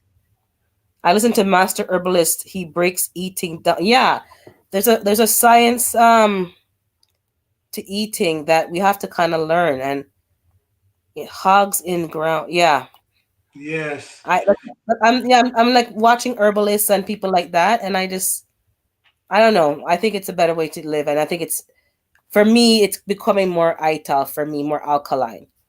But if I have a piece of chicken, I'm not gonna feel no bad way about it. But I'm just not having it so often. Yeah. I'm not Yeah. gonna, I think Chicken. Chicken kind of digest faster than like beef. Right. Like I'm more chicken, turkey, but now it's more fish. I'm doing more, you know, I had fish today and yeah, I don't feel bad. My body doesn't feel bad. And you know, but you have to listen to your body. That's all I can tell people. Listen to your body Yes. and don't wait for it to break down on you. Try to fix what you're seeing with the food, the herbs and the stuff. That's why I'm growing so much. Like I was Urban Girls live yesterday. I believe she had a live yesterday, and she had this herbalist lady on her show, and I was asking because I'm always getting sinus infection, especially it can now it's coming back again. Every spring I get sinus or some kind of summer cold, and it knocked me out for like 7 to 10 days. So they're recommending like grow the oregano, them green herbs and stuff like that. Mullein. I don't have any mullein, but I'm gonna start to find it because I can't be out for a week every time for a sinus infection. It's not Right, right. don't make no sense. We really shouldn't eat fowl. We shouldn't. What you say? Wait, hold on. David saying we shouldn't eat fowl bird. We really shouldn't eat foul bird. Okay. Probably we Well, should, but most people do. Right? yes, man. I'm just trying to feed myself from herbs and Mm-hmm. grow stuff that I grow. That's why this is why I put so much time into what I grow. And try to stay away from too much chemical. You know what I'm saying? Yeah. You try to do it the best way you can. You understand? Use whatever Mm-hmm. you have, but just try to be, more natural, be on the more natural side. Because I think you get more benefit from your food like that. I don't just want to grow food because I can grow food. And then Mm-hmm. the thing what a lot of people does do too, they force the plant them to grow. You understand? They're watching the Well, plant so what do you mean much. by forest plants? Explain that to me, please. Okay, like for instance, they're watching the plant and the Mm-hmm. plant looks like it's not moving, Mm-hmm. right? Like it's not growing. And Mm-hmm. they run to the store for some fertilizer. The Oh, fertilizer. okay. You understand? I So, know the God impatient, yeah. shoot up. So to me, that's forcing the plant to grow, Like right? steroids, they give you steroids to move Right. faster. Yeah. Then no, remember, whatever you throw around your plant Mm-hmm. is going into the fruit or whatever. A pepper, it going into the fruit because that's where you're feeding the plant with. So the fruit, I know that's why you don't like so much chemical. You don't want those chemical. You want more exactly, not. I know that's why you want more not because you're putting that in your food. You're eating it, and it's going back to the. It's exactly. not.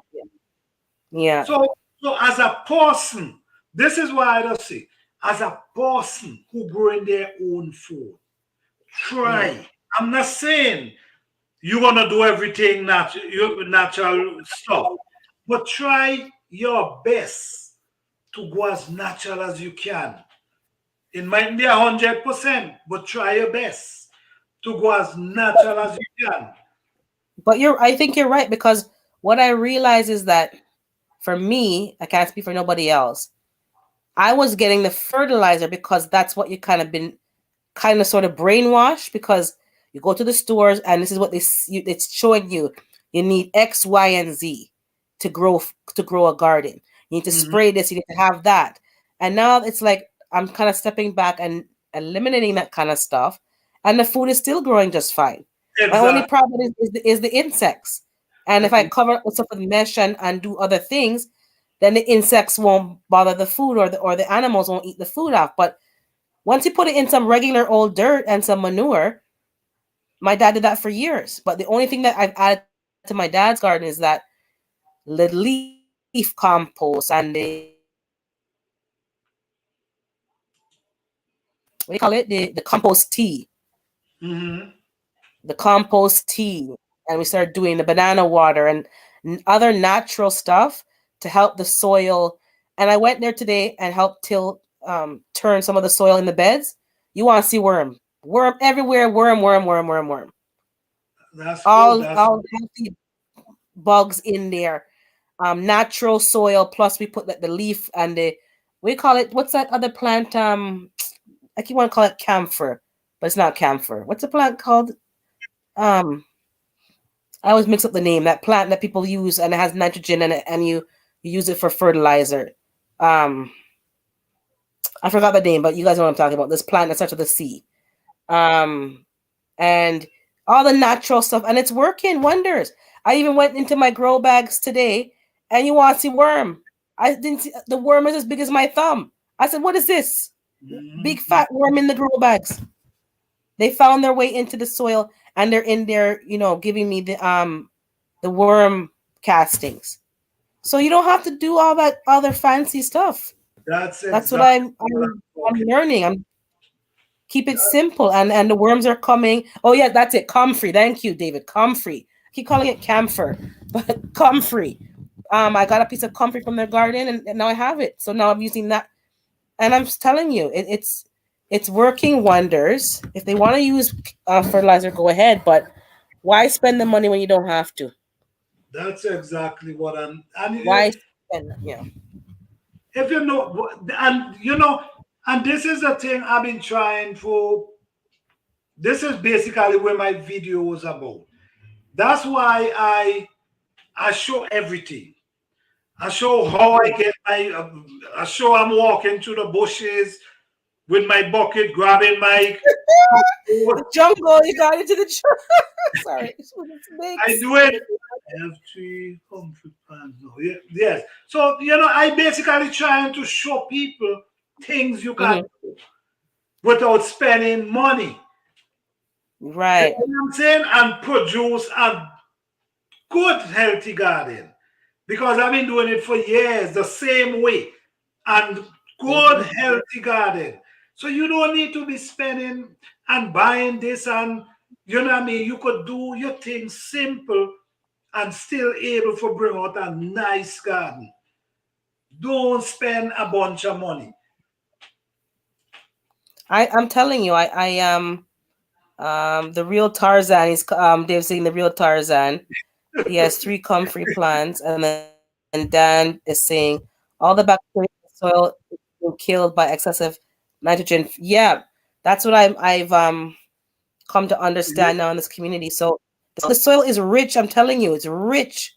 And I bought some garden soil to top up my dad's beds. We bought some soil, but it's looking good. I'm really happy with the as you said, you're building your soil, so all that clay and all that heaviness, the soil is a lot looser and a lot fluffier, and the root can easily penetrate. And even the dandelions, I was digging at them today, and they just popped right out. It wasn't me fighting; like just popped right out of the beds. So it's I'm telling you, it works. Whatever what you're telling people is true. It does work. Yeah, this is my thing. Just because I understand if you do gardening a certain way, it could cost you a lot of money. Trust me, I know. You could spend a lot of money if you do gardening a certain way. But the way I show how to do gardening, you would not spend no money. Or if you do spend money, you wouldn't spend as much, because right. I'm telling you, start creating your compost in the winter. Don't wait till the fall. If you know you're going and plant, and not everybody have access to the forest and whatever. But you as a person, if you go into the store to buy compost, do a little research about it, find out which one works, and try to get fine one, not the woody one with a whole heap of stick inside it. Because these sticks take time to break down. So you want to find one that really can melt away in the soil and feed your plant. So For the people who gotta go to the store, look into these things. You know what I used to do before? Yeah. Mhm. All the time. I used to board the bags, take my finger and board the bags and feel the because some of them feel real fine and nice, and some of them you could naturally feel the wood chip. The Yeah. wood, that take too long to break down. With me now, when I go and I scrape those leaves and I get all them under those leaves, and you look at it, you know, you could naturally see the richness inside of it. You know, so that's all I'm telling people. You have access to these things, you have access to grass clippings, you get access to leaves, use them. Don't afraid to use them. Because they're gonna break down eventually. Yeah. And the dandelion and stuff, the grass clippings, trust me, that gave me a lot of nutrients because this year I'm getting blueberry blossoming for the first time. And I put the grass clipping, the leaf, all that stuff in the barrel, put some soil and put them in there, and now they're growing. Exactly. No, I didn't put nothing else in there. Just natural stuff. That's what I'm promoting. That's the food will look big, but Yeah. neutral. Exactly. And that's what Yeah, I'm you're talking about yeah. but if when So you big food doesn't fertilize, mean you have a healthy thing. Yeah. when you add fertilizer, this is why I say rush the plant. The plant growing. And sometimes the plant ain't growing fast enough for you. And you decide, you know what, let me get Right. some fertilizer. But that's a big mistake you Mhm. make.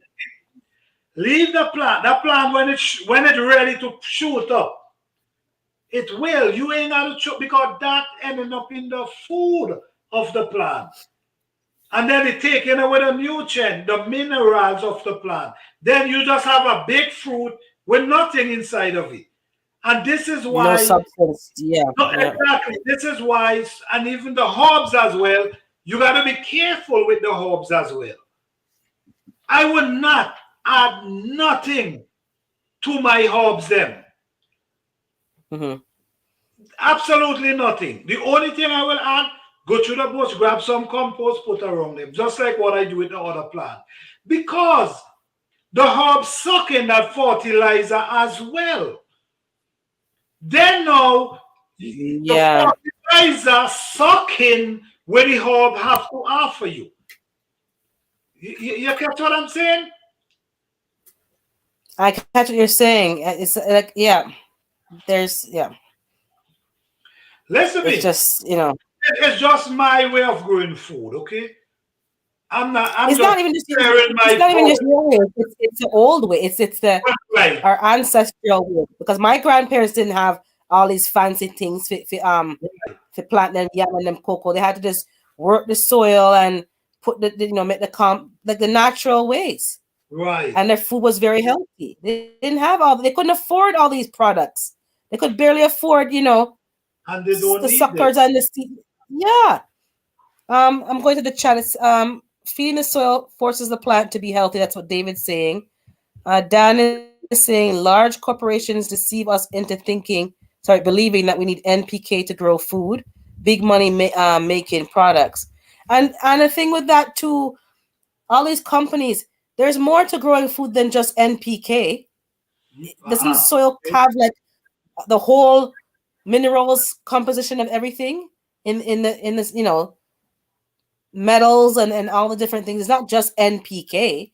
That's what they promoting, but there's more to growing food than just NPK, right? But Yeah, they have us fooled again with that. it's just a product. There's other things. They create a product and they sell the product. Correct. And what's going to give you the best results, but it's not give you the healthiest food. Yes, And they know it. That's basically what's going on. Is a product they create. So now they're selling the product and we buying it. But most of the time we don't need the product. No, we don't.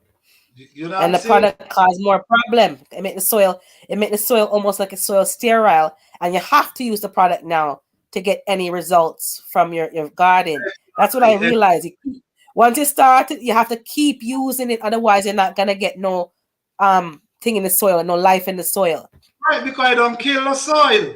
So now I have to keep using that for make the plant grow. But at the same time, there's no nutrient and minerals in the soil. No. For So feed the back to the commercial farming. This is what they're using. And now that they don't have no fertilizer because of the war that's going on over there, they're not going to have no fertilizer. You're going to watch and see that next season now, it's going to be even higher for the produce. All your little greens is going to cost you even more. So go buy your seeds them now. And that's what makes me laugh with Dan Permaculture. Actually, it makes me kind of mad. And just fling the seed here and fling the seed there. And I'm have big garden. And I have to be like planting and planning. He's going, oh, let's throw them over there. I'll just throw them over here. I'll just drop them over there. I'm thinking I got to stop say garden. No, I got to start to say forest. For real, because there's so much food I have planting right now. You know, man. I'm like, what's going on? He's just dropping seeds here and dropping them over there.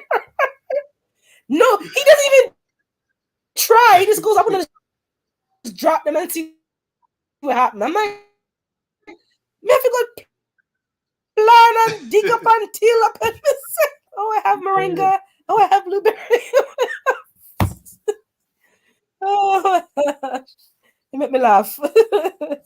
Let me see what they've. None of these people had all these things, just water. Yes, but then the water full of chlorine now, so I can't even use my tap water. So that's another problem.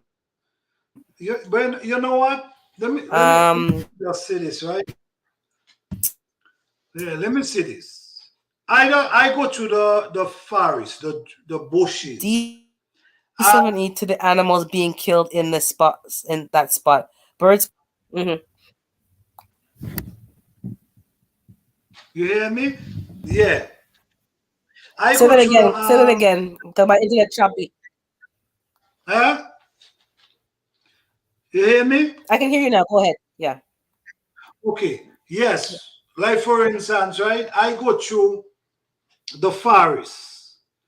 And when I go through the forest, I observe the trees, the big trees, the small trees, every trees. Mm-hmm. And I observe how they feed, how they get feed, how, you know, the water, how they get water. And this is exactly how I decide to grow my food. Just like how I see it grows in the forest. Like the forest, like an undisturbed, yeah. I grow my food because nobody go in there to give those trees no water. Nobody go in there to give them fertilizer, but they grow 60, 70 feet tall and healthy. So when I observe that, that made me say, you know what? This is exactly how I grow in my food. I'm not going to no store and buy nothing. Right in here, I'm coming and find my stuff and feed the plant. And it ain't cost me a dime. And that's why I'm promoting, don't go and buy this crazy thing and feed your plant because there's no benefit in it. All it's doing is sucking your plant, it's sucking your soil, it's killing your soil. It is. Putting a lot of chemical into your plant. So that's all I can say. We all grow food our own way. You know what I'm saying? But that's what I can say. If you want to grow healthy food, try to feed the soil with healthy product. Don't try to force your plants to grow. That's not a good thing. No. And I think after seeing my soil today and seeing the worms, I know what we're doing is working. And the soil doesn't lie to you. If the soil is living before you even plant a seed in there, that tells you right away, this is good, like this is gonna give me life. If it's giving animals and insects life, it's gonna give the food life, it's gonna give me life. So if it don't broke, don't fix it. It's not broke, so go back to the old natural ways. That's been keeping us alive for generations. And people want to modernize everything and have new way of doing things, and it's not helping us. It's not helping us. It's not good for us. I know people who are vegetarian, back to the vegetarian thing, and you wonder why they're not healthy. But back to the soil, they might buy food from the place, whether it's organic or not, and the food don't have no life in it. It just dead food. Yes, it's ital, but it's dead food they're eating. Exactly, and that's And they're not exactly getting this what I'm talking about. Dead food. The food look big and Yeah, but it's so you dead. have to dead. It just full of water. It just full of, it's not full of the minerals and the substances. So gardening isn't hard.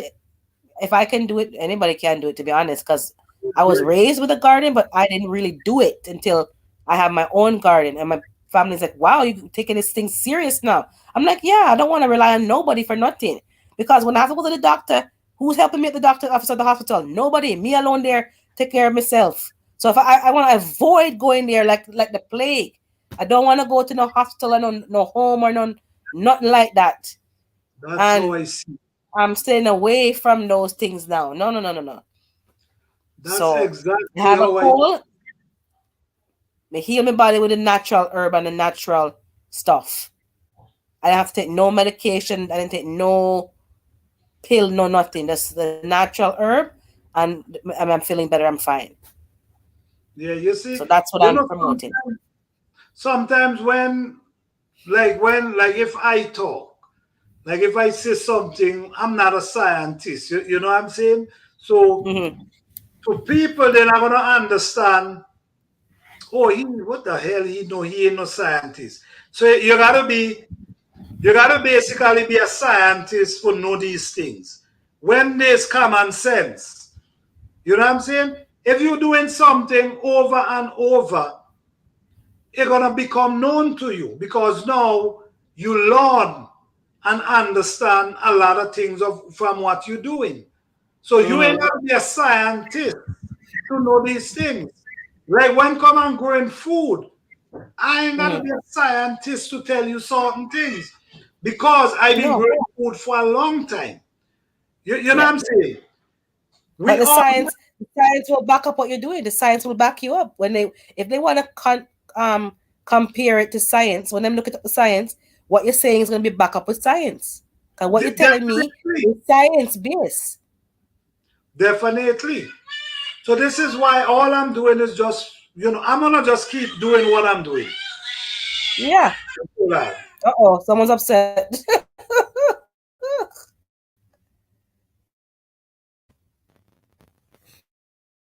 Yeah, so I'm gonna keep doing. Yeah, I'm just following and what's saying working me. Okay, I'll just keep talking. But yeah, common sense. But common sense is too common. Some people really just have their head in the sand and don't have no common sense. Because let's follow people. Hello, Mystic Sensation. Hello, I can't even Mr. see because my glasses. Yes, Sensation. Yeah.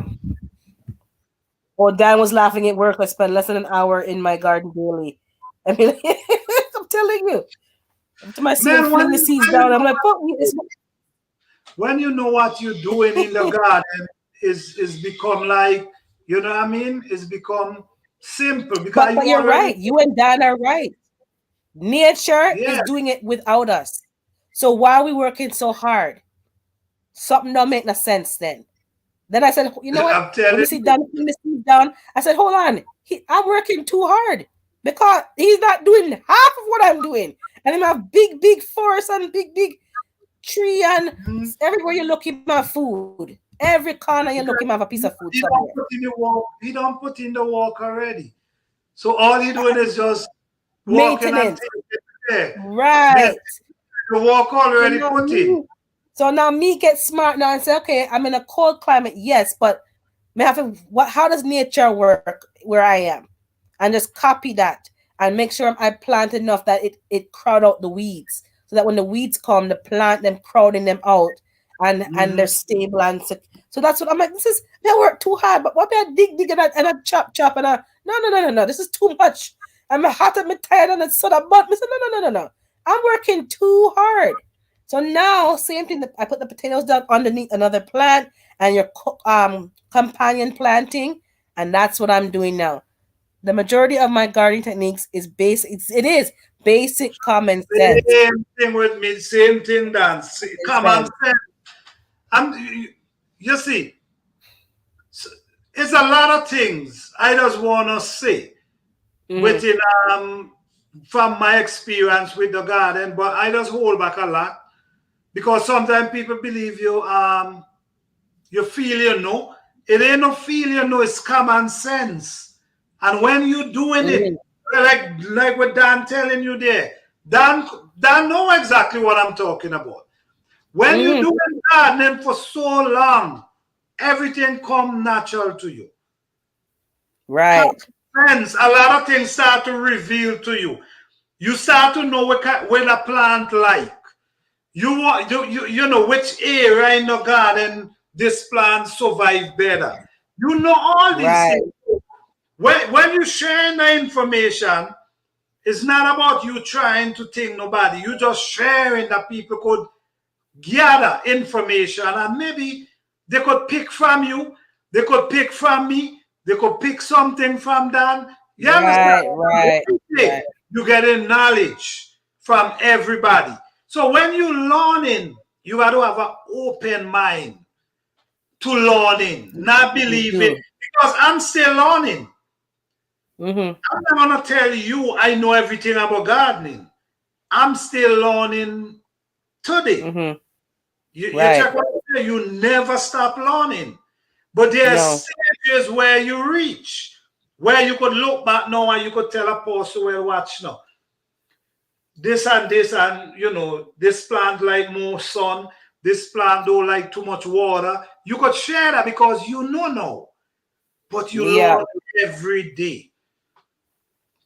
That's what I realized too, like where you plant in your yard. So I took a time this morning and sat down and I'm watching where the sun hit and where the shade hit in May. Cause I know when summer come now, the sun is higher, it's gonna be less shadows. But I can plant things in a shadier place or under a tree where it's gonna get a natural shade. I don't have to buy shade cloth and all these different things. Right. It's gonna make me good money upon all them big gadgets. No, plant it in a. Look at where the sun hits. Look at the angles of where it hits your yard. Look where the neighbor's tree casts a shadow in my yard. Plant the shade one over there. Plant the sun one over there. Like come exactly. But you have to take the time and sit down and observe. You can't just come and take. Oh, let me copy planter and put my planter garden over here. No, planter's garden is facing a different direction than mine. Different wind pattern. Like apply what you're telling me, yes, but now look at my yard and sit down and observe where the birds coming from, where the bugs coming from, where the ants, heavy ants over there, where the beehive, like take a stock of what's going on, man.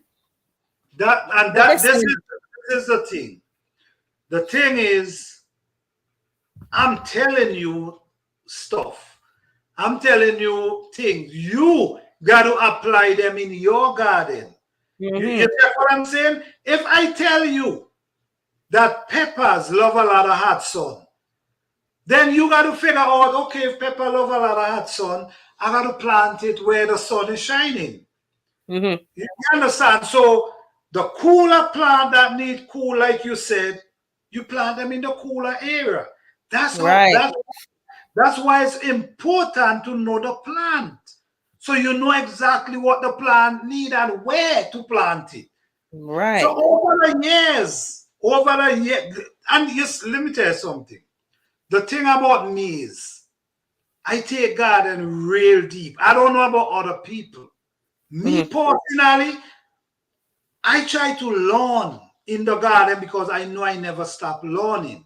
So I try to learn something every time I go in that garden. So when I try to share some information, is you to look into it. Doesn't mean you got to do exactly what I said. Right. You look into it and see if it makes sense. You do your own experiment, and you're gonna go a long way. I'm telling you. Those who I just have to. They have to buy more if they want to more than NPK. Okay. Yeah. The more yeah, exactly. They start you off with NPK, and before you know it, you're deficient in other things. Yeah, this Plant on the north side facing the shade side, you know. Nancy, you are So so right. I've been taking a stock of my garden and just observing what is available. Even like today, I see the bees come up from a certain area. So now I plant certain flowers on that side to attract them more into the garden. And once Okay. they're in, start hopping around to different plants in my garden. So now they're getting fertilized, getting pollinated. So now I'm observing what to plant, even the flowers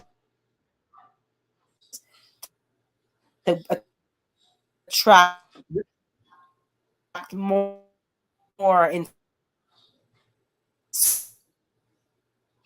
certain spots. Well, you're breaking up.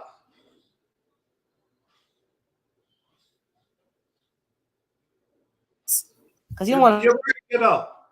to So, overdo everything. okay, David. Still here Okay. listening, Mystics and Corey, most unless Solil. Okay, let me I'm see. not sure. I think the internet gone funny now. Yeah, yeah, it was breaking up.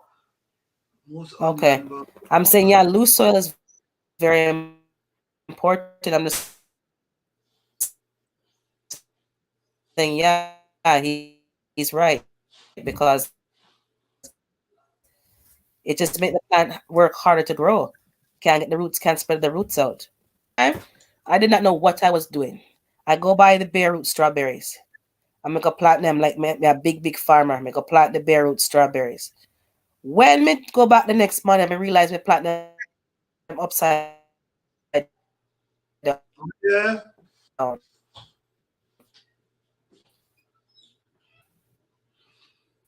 I don't know. They You're put breaking up when I the top in the root, and they didn't make it. Oh no, they didn't make it. They didn't come back. So I have to go buy new ones now. Oh yeah, Plant them okay. in the wrong direction. So Mm. you have to really do your research first. Don't just go out there and start digging hole and plant. That's the thing. You see, that's the thing. And you know what?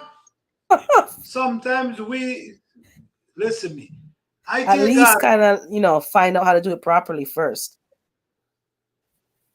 You're breaking up really bad. You're breaking up really bad. Go out and come back in. Okay. Cause you're breaking up really bad. Yeah, go and come back out. Come back in. Yes, guys. So gardening is, I take gardening real deep. I take it serious because this is how I eat. This is my food I'm putting in my stomach. So I go on another level of gardening. So a lot of time I experiment a lot of things in the garden. So most thing you hear me talk about is what I already do. So what I'm doing, I'm just sharing information that you could apply. You could learn something from what I'm saying. You could learn from other people.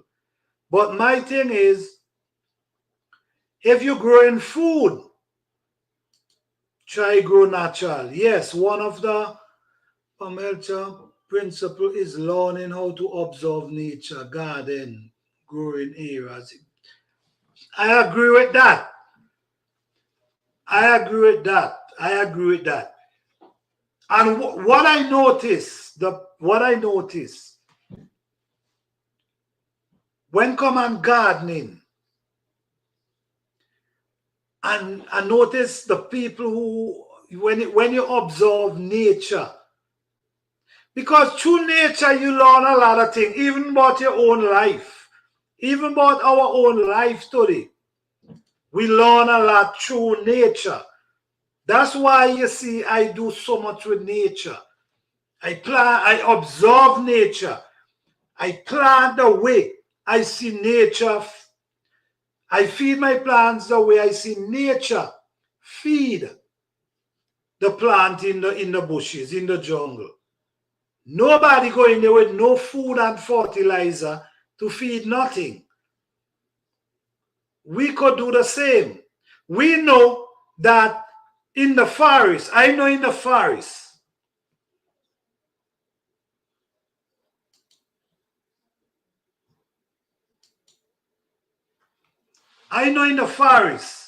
the big trees overpower the smaller trees, right? Because the big trees block them from getting the sun they're supposed to get. But they're gonna still survive, and they will still grow. And then when that tree time to drop, here comes the little one. So, man, I observe this thing. I really look into this thing. So I go very deep into gardening. I mean, not everybody plant food go that deep. A lot of us go extra deep into gardening. And in order to go extra deep, you got to be entwined with nature. David Corey, Dan,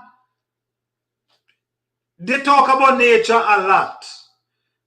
You know what I mean? They do talk about nature a lot, and I myself. So I have an understanding of how these guys observe their plants and all these things, because it's the same thing I do. You know what I'm saying? So just if you want to learn about plant and what you plant like and what you can give plant, just look into nature. Nature will do it all for you, trust me.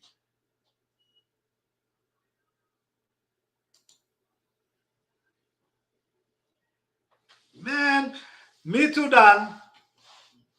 I don't just walk up inside here, man. Just walk with me machete. You know what I'm saying? People just want to know, you ain't afraid snake? But I don't be thinking about snake. I don't be thinking about snake. I don't just, you know what I mean? Just chat through the garden.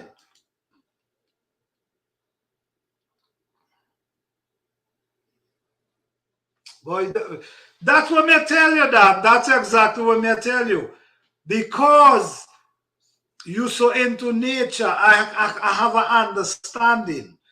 Because it's the same with me. I could spend hours up in that garden, hours, and just feel good, you know what I'm saying? That's where the peace of mind is, man. That's where the peace of mind is. Yeah, machete, yes. Yes.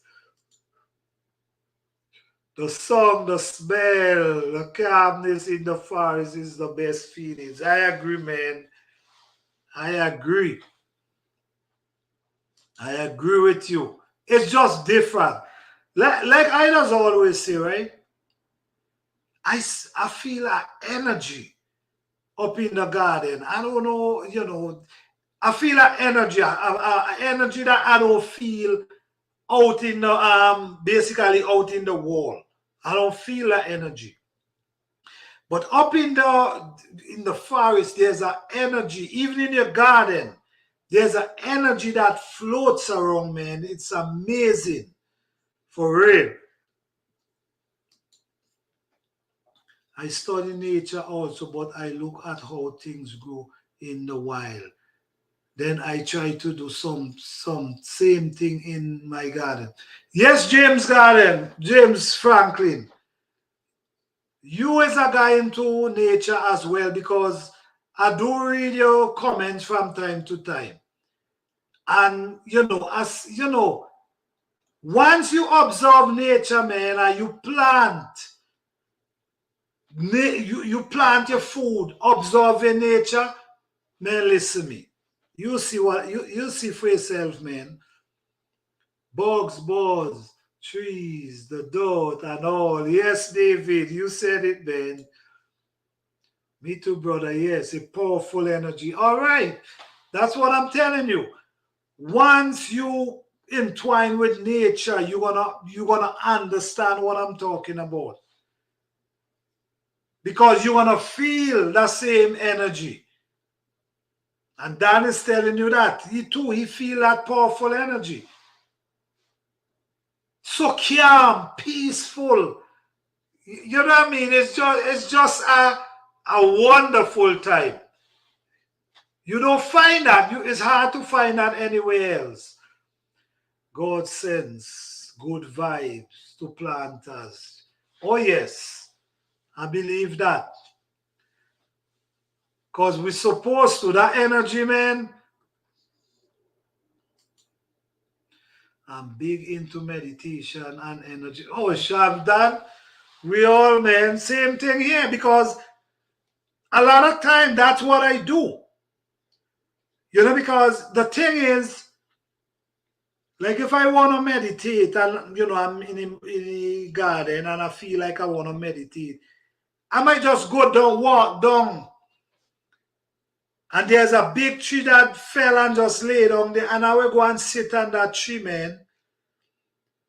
I will go and sit on that tree, and that energy just come and overpower me, man.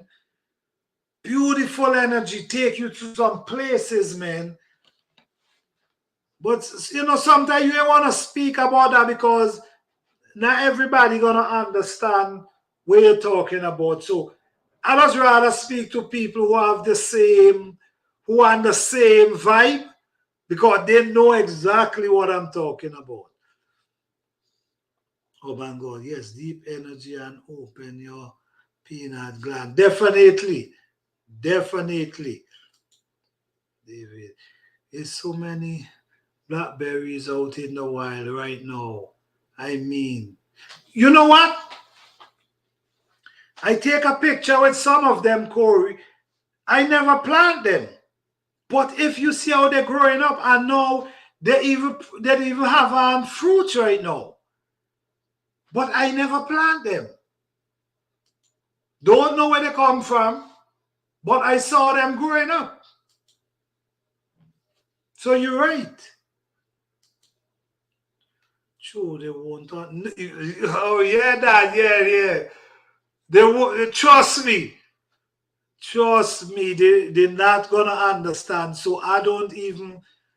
You know, sometimes you reason and something you want to say, but you just not. You don't want to say it because you don't know already. Once you're not there, you're not going to understand.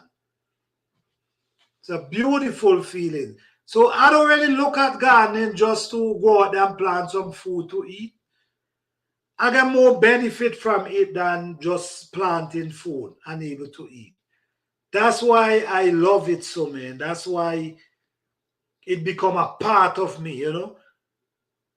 That's why, you know, I feel a joy to share the information with other people that they could do their garden. I'm not really telling anyone how to do their garden. You know what I'm saying?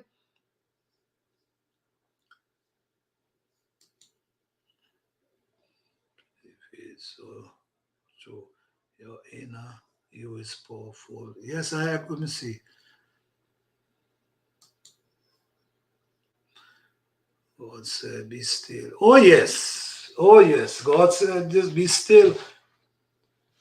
Be still and let the power of the Most High walk on you. You see, man, listen to me. You see, this is where a lot of people don't understand. In order for this power walk on you, you got to go humble. You know, sometimes, you know, you hear people say, yeah, if you got to go, just go to the Most High with your problem. And listen to me, number one, all you got to do is go and be still. Everything already been known. You not forgetting the problem. Your problem already been known. Just be still. Take that time out. Meditate. Be still. And let the power walk on you.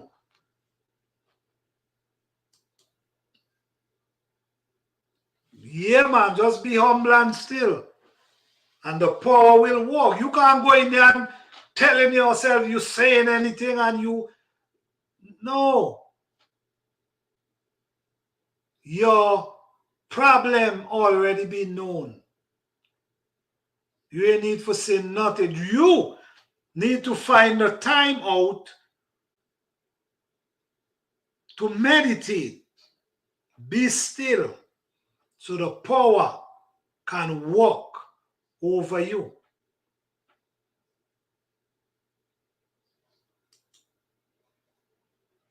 Yes, Dan. Yes, yes. You know, I tried to bring up this last Thursday. I think it was me, David, and who? Was James Franklin. Yeah. And we, but I didn't want to go too deep because I don't understand not everybody into it. You know what I'm saying? It's you, David. It's you in the way of you. Definitely. Definitely. You blocking you. You just got to make, instead of being too busy with everything, and if you notice, your life designed to be busy. Your life designed to be busy to take you away from what you really need to do. But we got to find time. We got to find time. If we could find time to go to the club, if we could find time to go to the store, if we can find time to do that, we could also find time to be still and let the power dwell on us. We need to listen more and talk less. Let God speak. Okay. Be still and humble. Our problem is we just want to be doing the talking. You know what I'm saying? Your problem already been known. Whatever you're going through already been known. You need healing. How you get your healing? Be still. Be still.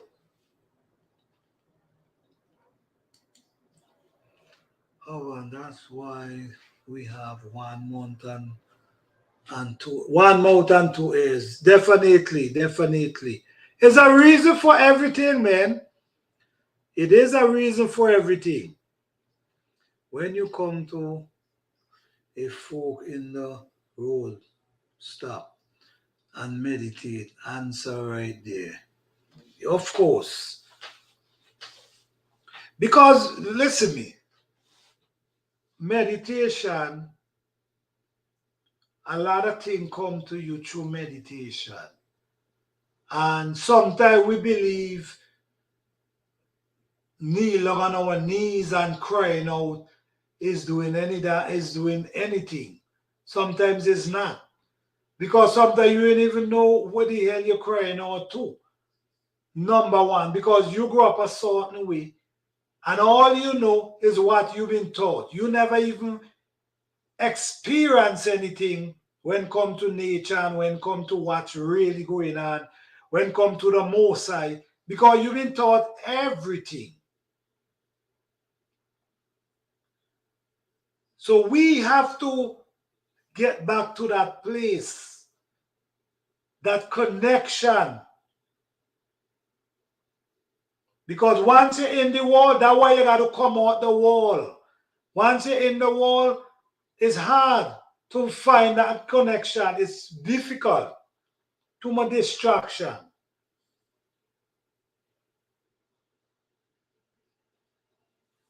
Too much distraction. Your inner voice won't lie to you.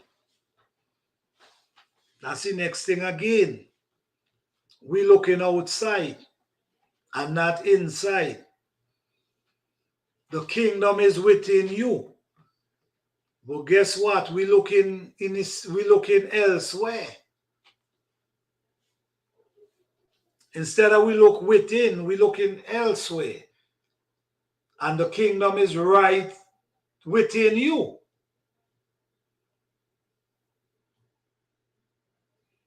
If you want to talk about the scripture tells you the Most High does not dwell in temple made by man hands. Okay, so that's plain. If you want to talk about the scripture say the Most High does not dwell in temple that made by man hands. Okay. Now you have a temple. We have a temple. We have a temple right here. Okay? So just think about it. I ain't tell you anything. Just think about it. So when they're telling us the house of the Lord and these things, listen to me. Where is the house of the Lord? We need to think about these things. But this is why I don't like to go too deep with this, because you got to be ready for these conversations. I'm saying you got to be ready. Yes, guys. Well, thank you guys for being here. I'm going to be here next Thursday at 7:30 p.m. I appreciate you guys. Thanks each and every one of you for sticking through with me, keeping my company. I hope you guys had a great night. So I just want to say thank you guys for the support. Believe in yourself. Love yourself. Search within yourself and find yourself. So I just want to say much love to each and every one. Peace and love to all. Because we all are stars, 5 points on the stair. We will have one head, 2 arms, 2 legs. Exactly. Exactly.